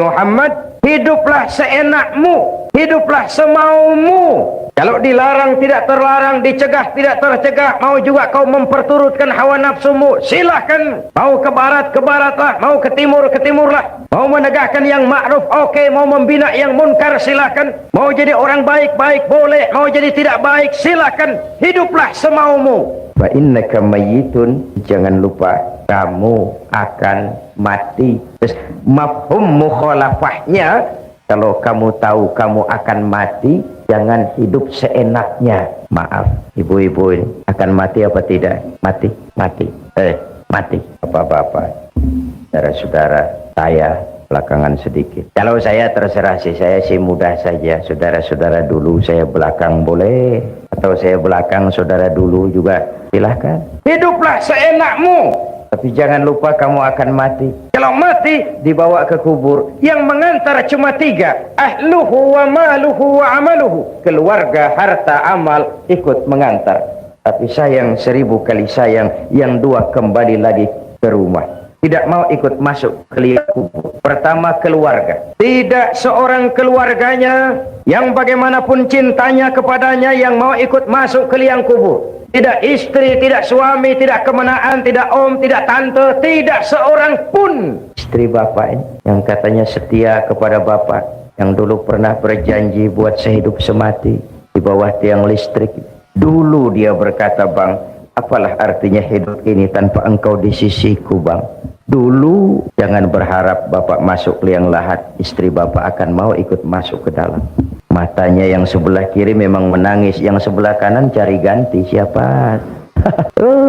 Dunia. Harta, jangankan kereta pun cuma parkir di pelataran kubur. The best friend, teman terbaik yang ikut masuk menemani kita, amal. Misbahun mudhi, lampu yang terang, ay amalun soleh. Amal yang kita kerjakan di dunia ini, itu yang akan jadi lampu penerang di alam barzah. Merkuri ini tidak mampu menerangi gelapnya alam kubur. Kristal ini tidak mampu menerangi gelapnya alam barzah. Sedangkan di sana ada kehidupan dan kita perlu penerang. Apa penerangnya? Amalun soleh. Bapak bantu madrasah Al-Junaid. Ayo, 1000 ringgit. 1000 ringgit terang. Merkuri. Saya 500 ringgit. Kecil sedikit. Saya 1 ringgit. Lilin. Bukankah Nabi menjamin ma naqasa malun min shadaqatin bal yazdad bal yazdad bal yazdad, sampai 3 kali. Harta tidak akan berkurang karena disedekahkan, bahkan akan bertambah, bertambah dan bertambah. Jadi kalau ingin melipat gandakan jumlah uang, belanjakan di jalan Allah. At-Taubah ayat 111 memberikan jawaban, innallaha ashtara minal mu'minina anfusahum wa amwalahum bi anna lahumul jannah. Allah telah membeli dari orang-orang mukmin kita ini, diri mereka, harta mereka, bagi mereka adalah surga. Ayat ini transaksi. Pembeli Allah, penjual kita, dagangannya amwal dan anfus, harganya surga. Harganya surga. Ibu bapak, saudara-saudara hadirin yang saya hormati, jadi orang bahagia itu amalnya banyak, jasadnya boleh hancur terkubur tanah, namanya akan hidup 1000 tahun yang akan datang. Kalau gajah mati, dia masih tinggalkan gading. Kalau harimau mati, dia masih meninggalkan belang. Kalau ibu mati, meninggalkan apa? Hutang. Innamal mar'u ahadisun ba'dahu fakun hadisan hasanan liman wa'a. Setelah manusia mati, dia akan jadi cerita bagi orang yang masih hidup. Jadilah cerita yang baik bagi orang yang kau tinggalkan. Mau baik atau tidak, bergantung apa yang kita kerjakan sekarang ini. Jadi hidup adalah kesempatan untuk beramal. Lampu yang terang, amal saleh yang kita kerjakan dalam kehidupan kita. Kalau ibu akan ke Jakarta, bapak akan ke Jakarta, tentu bawa uang. Pergi lagi ke Makkah, lebih banyak lagi bawa uang. Pergi lagi ke London, lebih jauh, banyak lagi bawa uang. Makin jauh perjalanan, makin banyak bekal yang harus kita bawa. Kalau kita mau ke Jakarta tidak bawa uang berangkat, itu bukan berani, nekat. Sampai ke Jakarta belum tentu, sengsara di jalan sudah pasti. Kenapa? Tidak ada bekal berani berangkat. Begitulah orang Islam. Belum sempat sholat, mati, nekat. Kok berani mati, belum sempat sholat. Belum beramal banyak, sudah datang ajal. Kasihan. Perjalanan demikian jauh, bekal tidak ada. Na'udzubillah summa na'udzubillah. Jadi yang ketiga, orang bahagia itu amalun soleh, punya lampu yang terang, punya amal yang banyak. Yang keempat, kata Nabi, orang bahagia itu zaujatun solehah, punya istri biar cantik, asal taat, tidak apa-apa. Istri itu pak sudah cantik, taat, istri seperti itu kalau belum mati jangan dikubur.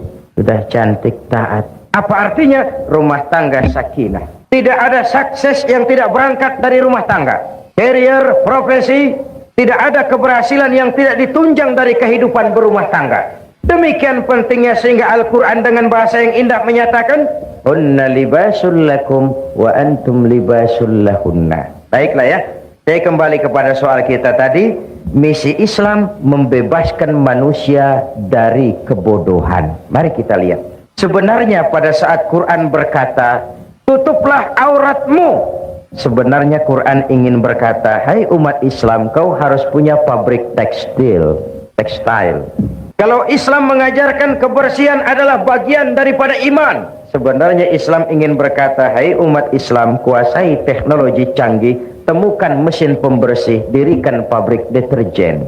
Selama ini konsep agama belum menimbulkan bias budaya. Sebagaimana ibadah pun kita sering terjebak kepada rutinitas. Sholat, kita sholat, puasa, selain Ramadan ditambah Senin Kemis. Haji kalau mampu, mondar-mandir ke Mekah. Tapi sejauh mana asar pengaruhnya dalam membentuk kepribadian, kita tidak pernah mengadakan penilaian. Jangan heran kalau ada orang sholatnya rajin, maksiatnya tekun. Ini di Jakarta. Yang seperti ini di Jakarta. Di sini insya Allah sama. Puasanya rajin, Ramadan puasa, Senin Kamis puasa. Tapi kepedulian sosial, kepekaan sosial tidak tumbuh. Walaupun dia sudah merasakan bagaimana tidak enaknya lapar dan haus. Kepada yatim kejamnya luar biasa. Haji mondar-mandir ke Mekah, tapi wawasannya tetap picik seperti katak di bawah tempurung. Kita bukan tidak bisa syahadat, kalau syahadat lancar, tahlil mantap, La ilaha illallah. La ilaha illallah. La ilaha illallah. Tapi just decoration only. Kalimat itu sering kering, tanpa ruh, tanpa jiwa, tanpa semangat. Padahal di situ ikrar monoloyalitas. Bukan sekadar ucapan formal pada saat orang masuk Islam. Ikrar. Asyhadu an la ilaha illallah. Saya bersaksi tidak ada Tuhan selain Allah. Jikalau saya yakin tidak ada Tuhan selain Allah, artinya saya tidak akan menyembah kecuali hanya kepada Allah. Orang yang benar syahadatnya, cantik rukuknya, beres sujudnya, hebat ibadahnya. Ini syahadat. Saya bersyukur saudara-saudara saya muslimin di Singapura ini ibadahnya cantik, beres. Surau masjid-masjid di Singapura ini saya tahu selalu penuh dengan sholat berjamaah, terutama subuh. Saya tahu, saya subuh sering lewat sini. Kalau sudah subuh di sini masjid penuh sampai keluar, nggak ada yang masuk, keluar. Syahadat membentuk kepribadian. Kalau saya yakin tidak ada Tuhan selain Allah, saya tidak akan minta tolong kecuali hanya kepada Allah. Saya tidak akan menggantungkan hidup kecuali hanya kepada Allah. Saya tidak akan minta rizki kecuali hanya kepada Allah. Saya tidak akan pernah takut kecuali hanya kepada Allah. Meresap ke dalam jiwa, membentuk kepribadian, menjadi warna dari seluruh kegiatan hidup manusia. Disitulah nilai iman yang tertinggi, merasakan kehadiran Allah dekat dalam hidup. Kemanapun saya pergi, dimanapun saya berada, kalau saya sendiri, yang kedua Allah. Kalau saya berdua, yang ketiga Allah. Kalau saya bertiga, yang keempat Allah. An ta'budallaha ka'annaka tarah. Itu sumber daya kontrol yang paling efektif, merasakan kehadiran Allah dekat dalam hidup. Ibu-ibu, bapak-bapak dan saudara-saudara yang saya hormati, mari kita lihat. Tadi tajuk awalnya, umatku hanya bisa baik dengan ilmu dan harta, dengan pendidikan dan ekonomi. Kita hidup karena harapan. Kita ingin anak-anak kita lebih baik daripada kita. Dan untuk itu kita orang tua berkorban agar mereka bisa melanjutkan pendidikan. Sementara Madrasah Al-Junaid ini dibangun tahun 27. Jumlah muridnya sudah lebih banyak daripada jumlah tempat belajarnya, sehingga tidak mampu lagi untuk menampung. Dan itu saya katakan tadi, pengembangannya, keberadaannya, kelangsungan hidupnya, tanggung jawab kita bersama. Tidak sekadar tanggung jawab pengurusnya, tanggung jawab kita bersama-sama. Nah, tidak cukup membangun madrasah hanya dengan ilmu, wal mal, juga dengan harta. Sebab itu di dalam kitab Durratun Nasihin ada riwayat nanti di akhirat. Ibu-ibu sudah pernah ke akhirat? Belum? Belum. Sama. Mau ke akhirat? Kalau mau saya daftar, besok berangkat. Di akhirat, menurut kitab Durratun Nasihin, ada 4 golongan manusia bertengkar di depan pintu surga. Masing-masing mereka merasa punya hak masuk lebih dahulu ke dalam surga. Haji mabrur, orang mati syahid, ulama, dan orang kaya yang pemurah. Bertengkar. Kata yang haji mabrur, saya lebih dulu masuk surga. I am the first. Kata yang mati syahid, tidak bisa, saya lebih dulu. Kata yang pemurah kaya, tidak mungkin, saya lebih dulu. Bertengkar. Akhirnya Allah mengutus malaikat Jibril. Bril. Ini bahasa Zainuddin, di hadisnya tidak begitu. Jangan nanti kok ini tidak bril sih. Ini bahasa Zainuddin, Pak, supaya live. Jibril, labbaik ya Rabb. Coba kamu turun, tanya itu, kenapa mereka bertengkar di depan pintu surga? Cepat. Oke, bos. Ini juga bahasa Zainuddin. Turun Jibril. Saudara-saudara, kenapa bertengkar di sini? Ya Jibril, maafkan. Kenapa? Setiap kami merasa punya hak lebih dahulu masuk ke dalam surga. Oh, begitu. Iya. Oke. Apa yang menyebabkan tiap kamu merasa punya hak lebih dahulu masuk ke dalam surga? Coba saya tanya, amal kamu satu-satu. Kamu yang pertama, apa? Jibril. Apa? Sebentar, saya minum dulu. Sudah? Ya. Bagaimana? Saya ini... Nah, kenapa kamu merasa berhak lebih dahulu masuk surga? Saya waktu di dunia itu pergi haji. Lalu, alhamdulillah, haji saya mabrur. Kemudian, katanya orang yang hajinya mabrur itu masuk surga lebih dulu dari yang lain. Kata siapa? Kata ulama. Saya dengar syarahan begitu. Jadi yang memberitahu kamu ulama? Iya. Kalau begitu jangan mendahului orang yang memberitahu kamu. Yang memberitahu kamu ulama kan? Betul. Ulama dulu, kamu belakang. Minggir. Nggak tahu diri kamu. The next. Kamu yang berikutnya apa amalan kamu ketika di dunia? Ya Jibril, saya itu waktu di dunia berjuang membela agama, perang menghadapi orang-orang kafir. Saya gugur bersimbah darah, ikhlas karena Allah. Katanya orang mati syahid masuk surga lebih dulu dari yang lain. Kata siapa? Kata ulama. Juga waktu syarahan saya dengerin begitu. Ah, kamu sama dengan yang tadi. Mundur, belakangan. Ulamanya duluan. Kamu yang ketiga. Jibril, saya waktu di dunia diberikan amanah berupa harta. Lalu harta itu saya belanjakan di jalan Allah. Katanya orang kaya pemurah masuk surga lebih dulu dari yang lain. Kata siapa? Kata ulama. Kalau begitu sumbernya jelas. Ulama, kamu masuk lebih dulu. Ini yang lain belakangan. Ulamanya, ulama yang tahu diri. Kata ulama, ya Jibril, memang benar. Itu yang mati syahid, yang haji mabrur, yang kaya pemurah, saya yang memberitahu, saya yang mengajari mereka. Tapi terus terang saja Jibril, saya ini bisa jadi ulama itu karena dulu ada orang kaya bangun madrasah namanya Al-Junaid.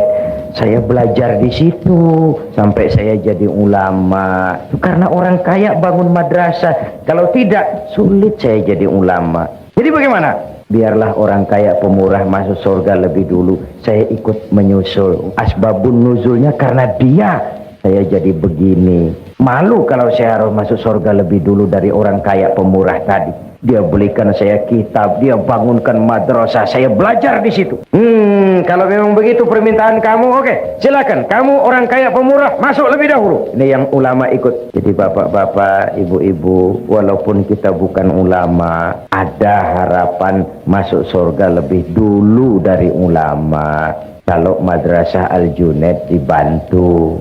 Sudah jadi ulama tidak, bakhil, pakai apa ke surganya? Nah, di dalam sebuah hadis qudsi Nabi Allah Subhanahu wa taala berfirman, "Uhibbu ahlas sakha wa hubbi lil faqiris syaqi ashad." Aku cinta orang pemurah, orang yang suka berderma, tapi aku lebih cinta orang miskin yang pemurah.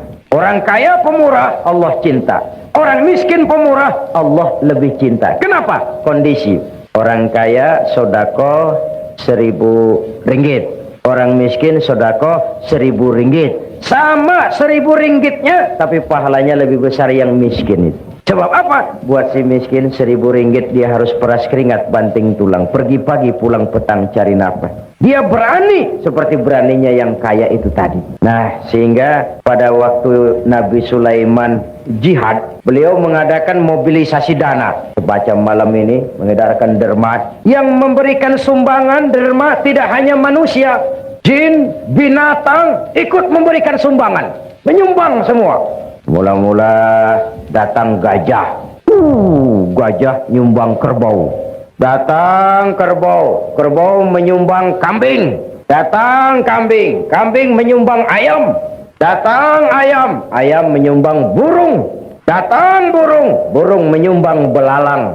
Terakhir datang belalang nyumbang semut.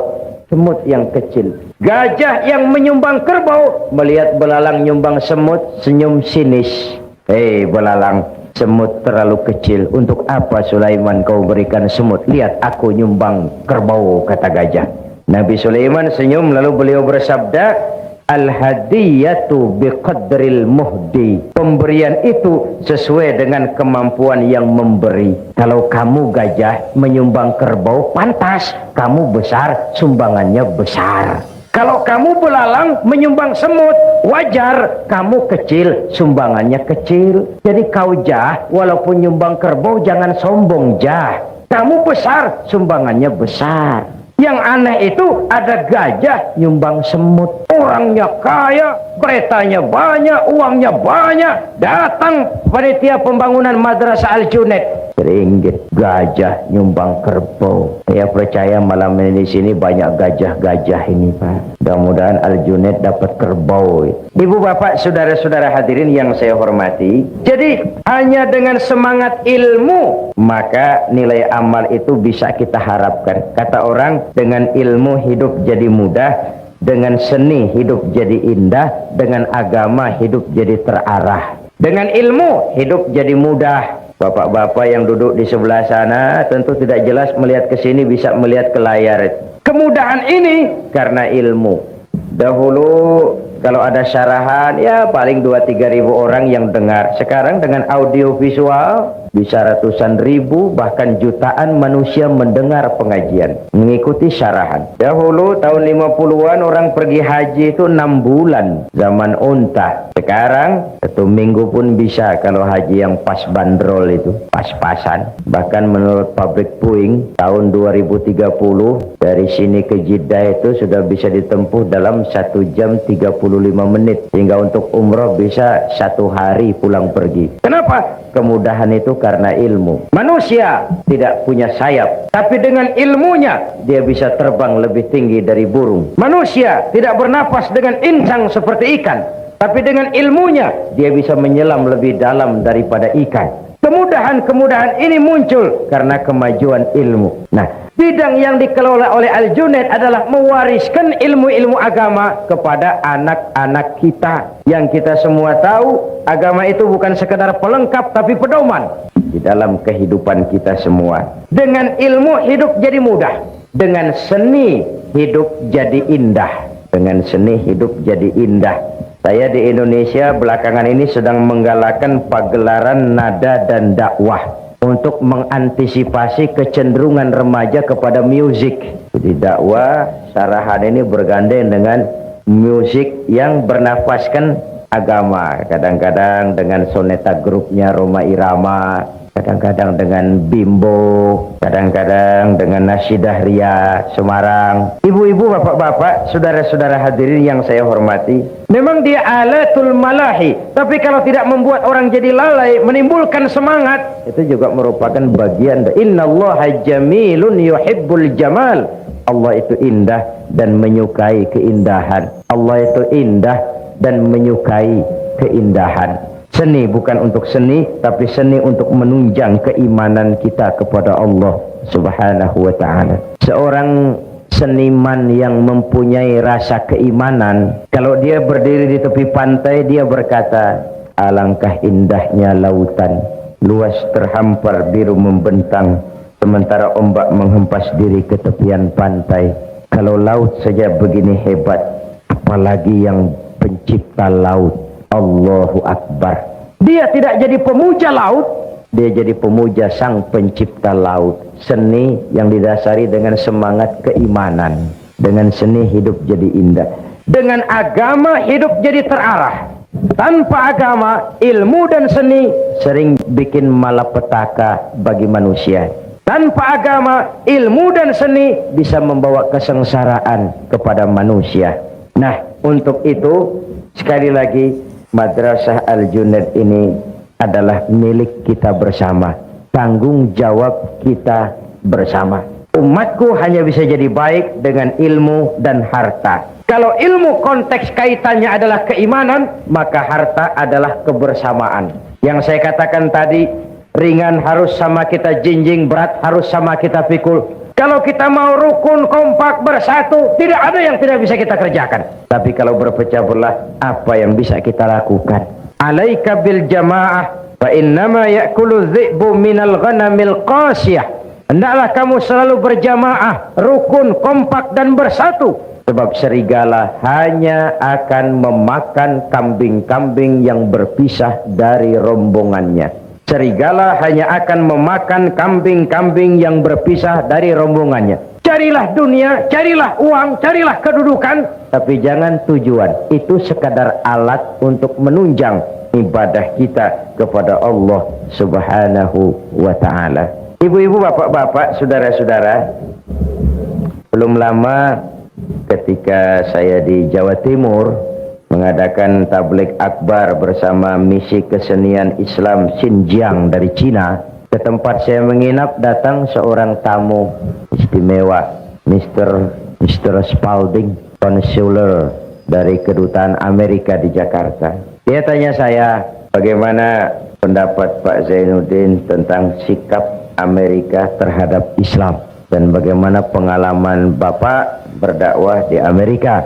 Saya katakan, begini Om Spalding, Amerika selama ini melihat Islam bukan dari konsepnya, tapi dari tingkah laku orang-orangnya yang kebetulan tidak sesuai dengan ajaran Islam. Kalau Tuhan mau jujur, Tuhan lihat Islam dari konsepnya, Tuhan tidak akan punya kesan bahwa Islam is teroris, Islam is ekstremis. Tidak. Dia tanya, kenapa kerukunan antar umat beragama di Indonesia terjalin dengan baik? Ya, karena kami umat Islam mayoritas. Tuhan boleh lihat dimanapun saja di dunia ini, kalau umat Islam mayoritas, orang luar bisa hidup dengan tenang, aman, damai, dilindungi undang-undang dan tidak pernah diganggu. Kesan mereka selama ini, we are extremists, we are terrorists. Nah, kita umat Islam punya kewajiban moral karena kita adalah iklan daripada agama kita sendiri. Kita tidak perlu Islam baru, kita hanya perlu cara baru mengemas Islam. Kita hanya perlu cara baru memahami Islam, bukan Islam yang baru, tapi cara mengemas Islam. Itu yang kita perlukan. Ibu-ibu, bapak-bapak, saudara-saudara hadirin yang saya hormati, itulah sebabnya Nabi mengajarkan basyiru wala tunaffiru, yassiru wala tu'assiru. Gembirakan orang, jangan ditakut-takuti. Mudahkan persoalan orang, jangan dibikin sulit. Ini prinsip dakwah yang beliau kerjakan. Dakwah menyentuh, bukan menyinggung. Dakwah mengajak, bukan mengejek. Dakwah dengan argumen, bukan dengan sentimen. Dakwah itu zaklik, tidak personlik. Tujuannya mengajak dan bukan mengejek. Oleh sebab itu, maka yang kedua yang menjadi tuntutan jikalau kita bicara harta adalah kebersamaan. Kebersamaan dalam arti kekompakan, kesatuan, persatuan, dan kerukunan. Kalau ringan sama kita jinjing, berat sama kita pikul, selesai. Pesantren-pesantren besar yang ada di Indonesia, mulai dari Jawa Timur, Tebuireng, Tambak Beras, Lirboyo di Kediri, terus Gontor di Ponorogo, Assalam di Solo, Al-Ibris di Rembang, Al-Munawwir di Yogyakarta, sampai pesantren-pesantren di Jawa Barat. Itu tidak muncul besar sekaligus hanya dengan sim salabim abracadabra, tapi dimulai step by step, sedikit demi sedikit, karena need, satu keperluan, hajat umat, dan itu merupakan tanggung jawab kita bersama. Ibu-ibu dan bapak-bapak, saudara-saudara hadirin yang saya hormati, kita masih ingat tentu tentang, ya, kalau kemarin Barcelona, kita ingat Spanyol, Olimpiade. Kalau ingat Spanyol, kita ingat sebuah nostalgia. Apa yang dikatakan Nabi, la yabqa minal Islam illa ismun, wala minal Quran illa rasmun. Spanyol lah tempatnya. Satu contoh kejadian. Orang Spanyol, Islam tinggal kisah masa lalu, the last day of the world. Mereka kalau cerita kepada anak-anaknya, nah di sini dulu ada agama namanya Islam. Bila tuh mak? Dulu. Banyak orang Islam kalau sholat, hari Jumat sholat. Kapan itu mak? Dulu. Islam cuma cerita masa lalu. Nah, kita punya tanggung jawab moral. Bukan saja menjaga Islam ini, tapi mewariskannya kepada anak-anak kita. Sehingga sering saya contohkan dalam berbagai kesempatan, umat Islam di dalam kebersamaan itu bagaikan 5 jari ini. Jikalau dia rukun, kompak, bersatu, apa yang tidak terpegang. Tapi kalau berpecah belah, apa nak dipegang? Ini ibu jari. Siapa ini? Orang-orang yang memegang kekuasaan. Umaro, kerja apa saja kalau sudah diginikan oleh Umaro, lumayan. Diginikan, kiamat. Umaro. Sebab itu umat Islam melalui sholat berjamaah diajarkan, umat Islam bukan umat yang ekstrim. We are not terrorists, we are not extremists. Macam mana sholat mendidik kita? Bagaimanapun kalau imam takbir, makmum takbir. Imam ruku, makmum ruku. Imam sujud, makmum sujud. It is loyalty. Asal imam benar. Tapi memang masyarakat Islam bukan masyarakat yang buta. Kenapa? Kalau imam keliru, mestinya ruku, imam sujud. Wah, salah. Tegur. Bagaimana menegurnya? Ada kaifiah, rule of the game. Subhanallah. Tidak boleh imam keliru, makmum emosi. Main pegang. Mam, salah. Kacau sholat. Kalau imam benar, makmum pasti ikut. Sekarang imam buang angin. Apa makmum lalu berkata, demi kesetiaan saya kepada imam, Imam buang angin, saya lebih keras lagi. Itu yang disebut taklidul a'ma. Di situ demokrasi. Imam buang angin, ke pinggir saja.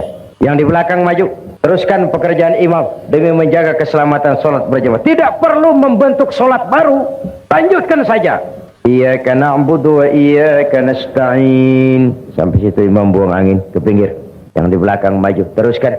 Ihdinas siratal mustaqim. Tidak perlu bikin sholat baru. Asal imam tahu diri, kalau sudah buang angin, ke pinggir. Sholat sering rusak karena imam sudah buang angin, tenang. Seperti orang tidak punya salah. Selesai sholat ditanya, Pak Imam tadi buang angin ya? Kehidupan sosial, mekanisme kehidupan berdemokrasi diajarkan melalui sholat. Umat ini umat yang loyal. Umaron, harus ada muslim yang jadi manpower. Yang ini telunjuk, alat untuk menunjuk. Ini siapa? Agniya, orang kaya, para pengusaha. Di mana-mana kalau orang kaya sudah menunjuk, biasanya tidak banyak masalah. Nanti masjidnya dibangun sebelah sana ya. Itu kalau orang kaya yang menunjuk, selesai masjid. Coba kita yang miskin nunjuk-nunjuk begini, nggak laku Pak. Dipegang orang apa-apaan ini, nggak mau deh. Agniya, harta bukan sebagai alat, bukan sebagai tujuan, tapi sebagai alat. Sebagai alat, agniya. Membangun rumah sakit tidak cukup dengan pidato. Membangun masjid tidak bisa hanya dengan semangat. Membangun madrasah tidak cukup dengan ilmu.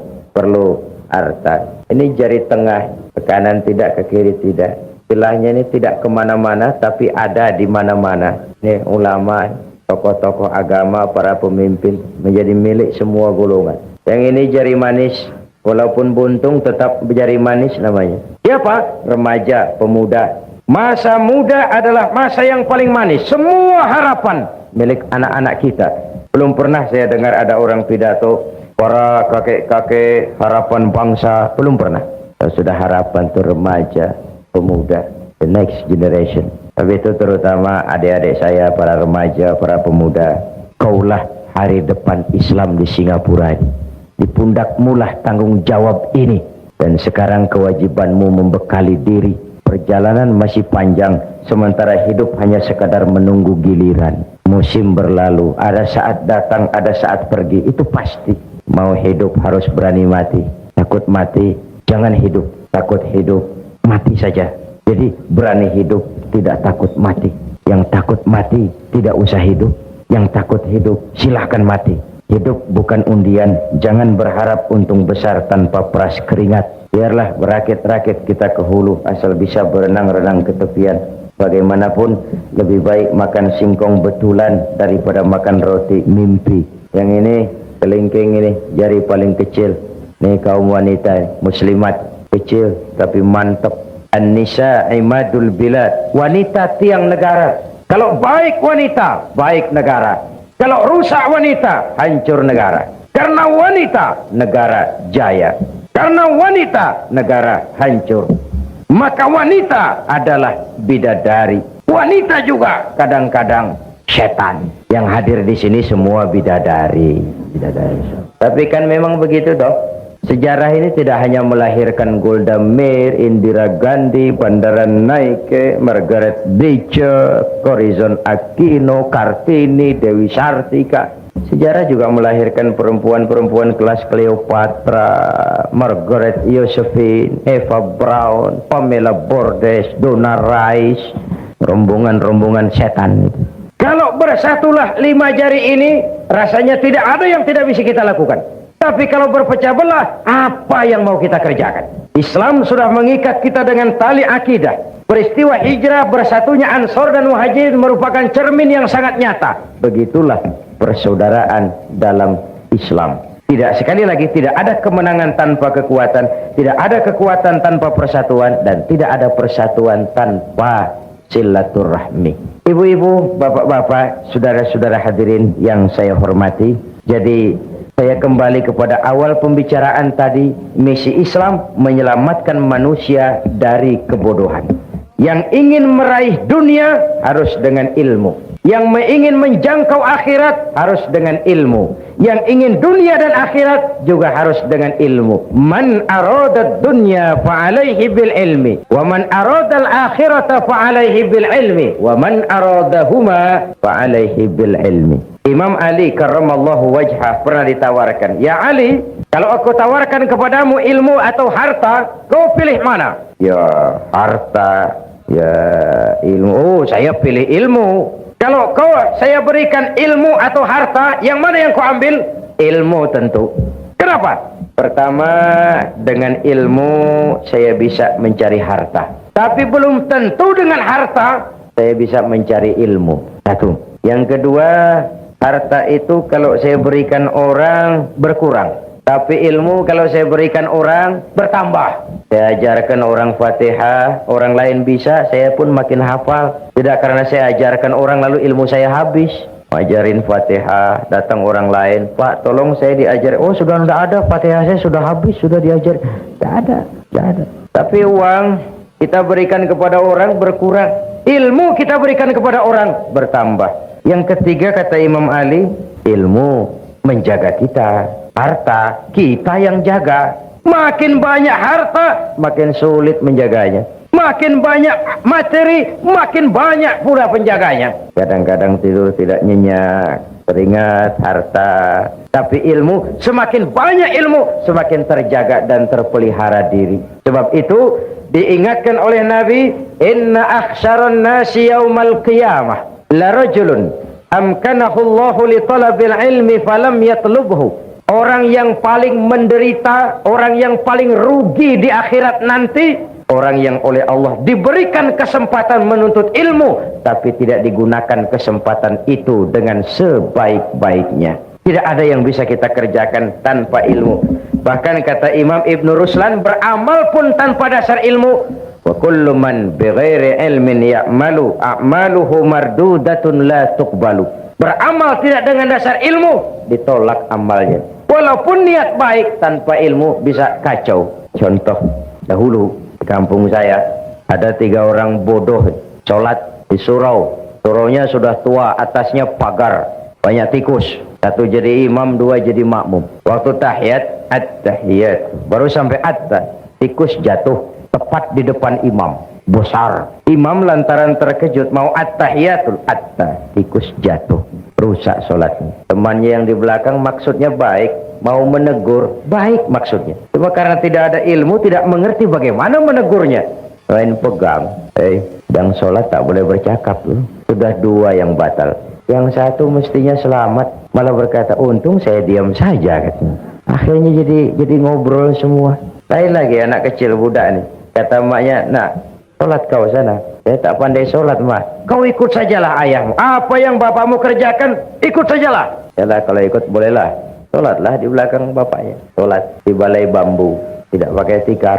Ketika sujud, hidung bapak terjepit bambu. Sakit dan terkejut, bapak teriak, "Aduh!" Anak di belakang ingat pesan maknya, "Oh, ikuti saja bapakmu." Anak malah pakai irama pula, "Aduh." Sudah pun anak mengadu, bapaknya menoleh ke belakang. Kata bapaknya, "Kau terjepit juga ya?" Aduh, bercakap lagi, ngobrol lagi. Ini contoh ringan saja betapa beramal tidak dengan dasar ilmu. Walaupun niatnya baik, hasilnya jadi tidak baik.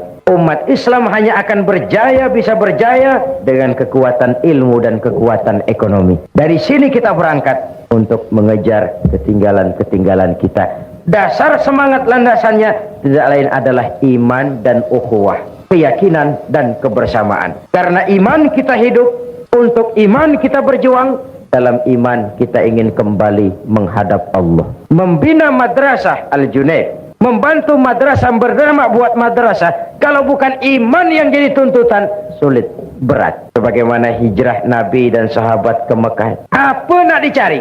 Menempuh gurun pasir yang gersang dan tandus, meninggalkan kampung halaman tempat di mana mereka dilahirkan dan dibesarkan. Harta yang dibawa sekadar yang mungkin dibawa. Seluruh keluarga yang berbeda akidah terpaksa to say goodbye, my dear. 450 kilo Mekah Madinah.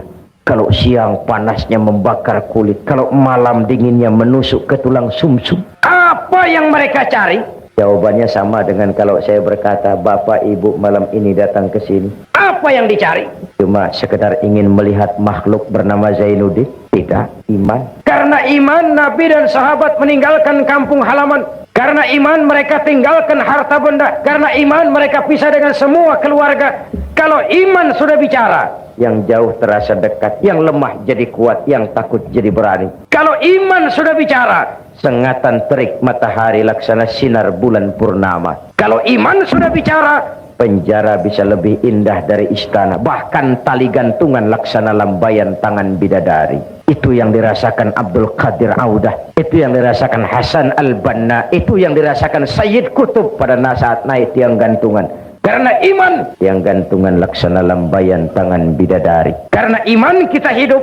Untuk iman kita berjuang. Dalam iman kita ingin kembali menghadap Allah. Benteng pertahanan iman termasuk Madrasah Al-Junaid, yang kita menjaganya dan mewariskannya kepada anak-anak kita. Maka mantapkanlah keimanan dan pupuklah terus semangat kebersamaan. Ibu-ibu dan bapak-bapak, saya ini tadi dari airport langsung ke KBRI, terus langsung ke sini. Jadi memang belum rehat, masih cukup melelahkan, sedangkan acara sampai Senin malam insya Allah. Karena itu, ini sajalah dahulu jumpa kita malam ini.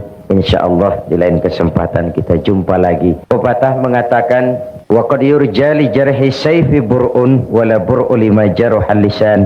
Kalau pedang lukai tubuh, masihkan ada harapan sembuh. Kalau lidah lukai hati, kemana obat hendak dicari. Untuk itu saya mohon maaf yang sebesar-besarnya. Semoga yang kita infakkan diterima Allah sebagai jariah, dan para pengurus Madrasah Al-Junaid dimudahkan segala usahanya, sehingga rencana membangun Madrasah Al-Junaid ini dapat menjadi kenyataan dalam waktu yang tidak lama. Terima kasih, mohon maaf. Usikum wa nafsi bitaqwallah. Wassalamualaikum warahmatullahi wabarakatuh. Mari kita berdoa. Semoga semua kita yang hadir di sini dikuatkan iman dan Islam, dikokohkan kesatuan dan persatuan, dimudahkan usaha dan dimurahkan rezeki untuk menunjang jalan ibadah kepada Allah. Ala hadhihi niyyah wa kulli niyyatin salihah wa ila hadratin nabi. Al-Fatihah. Bismillahirrahmanirrahim. Shiratal ladzina an'amta 'alaihim. Bismillahirrahmanirrahim. Alhamdulillahi rabbil alamin. Allahumma salli wa sallim ala sayyidina Muhammad wa ala alihi wa sahbihi ajma'in. Ya Latif ya Khabir, ya Sami'u ya Basir, ya man la yahtaju ila al-bayan wa tafsir, ya man bil ijabati jadir, innaka ala kulli shay'in qadir. Hajatuna ilaika kathir wa anta alimun biha wa basir. ألطف بنا فيما جرت به المقادير ودبرنا بأحسن تدبير ودبرنا بأحسن تدبير ودبرنا بأحسن تدبير بكل خير وعافية يا أرحم الراحمين. اللهم احفظنا فإنك خير الحافظين، وانصرنا فإنك خير الناصرين، وارزقنا فإنك أنت الغني المغني الفتاح الرزاق. اللهم سهل أمورنا وتمم تقصيرنا برحمتك يا أرحم الراحمين. اللهم أصلح من في صلاحه صلاح المسلمين، اللهم أهلك من في هلاكه صلاح المسلمين. اللهم اغفر لنا ولوالدينا وارحمهما كما ربيانا صغارا. ربنا آتنا في الدنيا حسنة وفي الآخرة حسنة وقنا عذاب النار. صلى الله على سيدنا محمد وعلى آله وصحبه أجمعين. سبحان ربك رب العزة عما يصفون، سلام على المرسلين، والحمد لله رب العالمين. الفاتحة. يا أرحم الراحمين ارحمنا، يا أرحم الراحمين ارحمنا، يا أرحم الراحمين ارحمنا. دعواهم بها اللهم وتحيتهم فيها السلام. آخر دعواهم أن الحمد لله رب العالمين. تقبل الله منكم. السلام عليكم ورحمة الله وبركاته.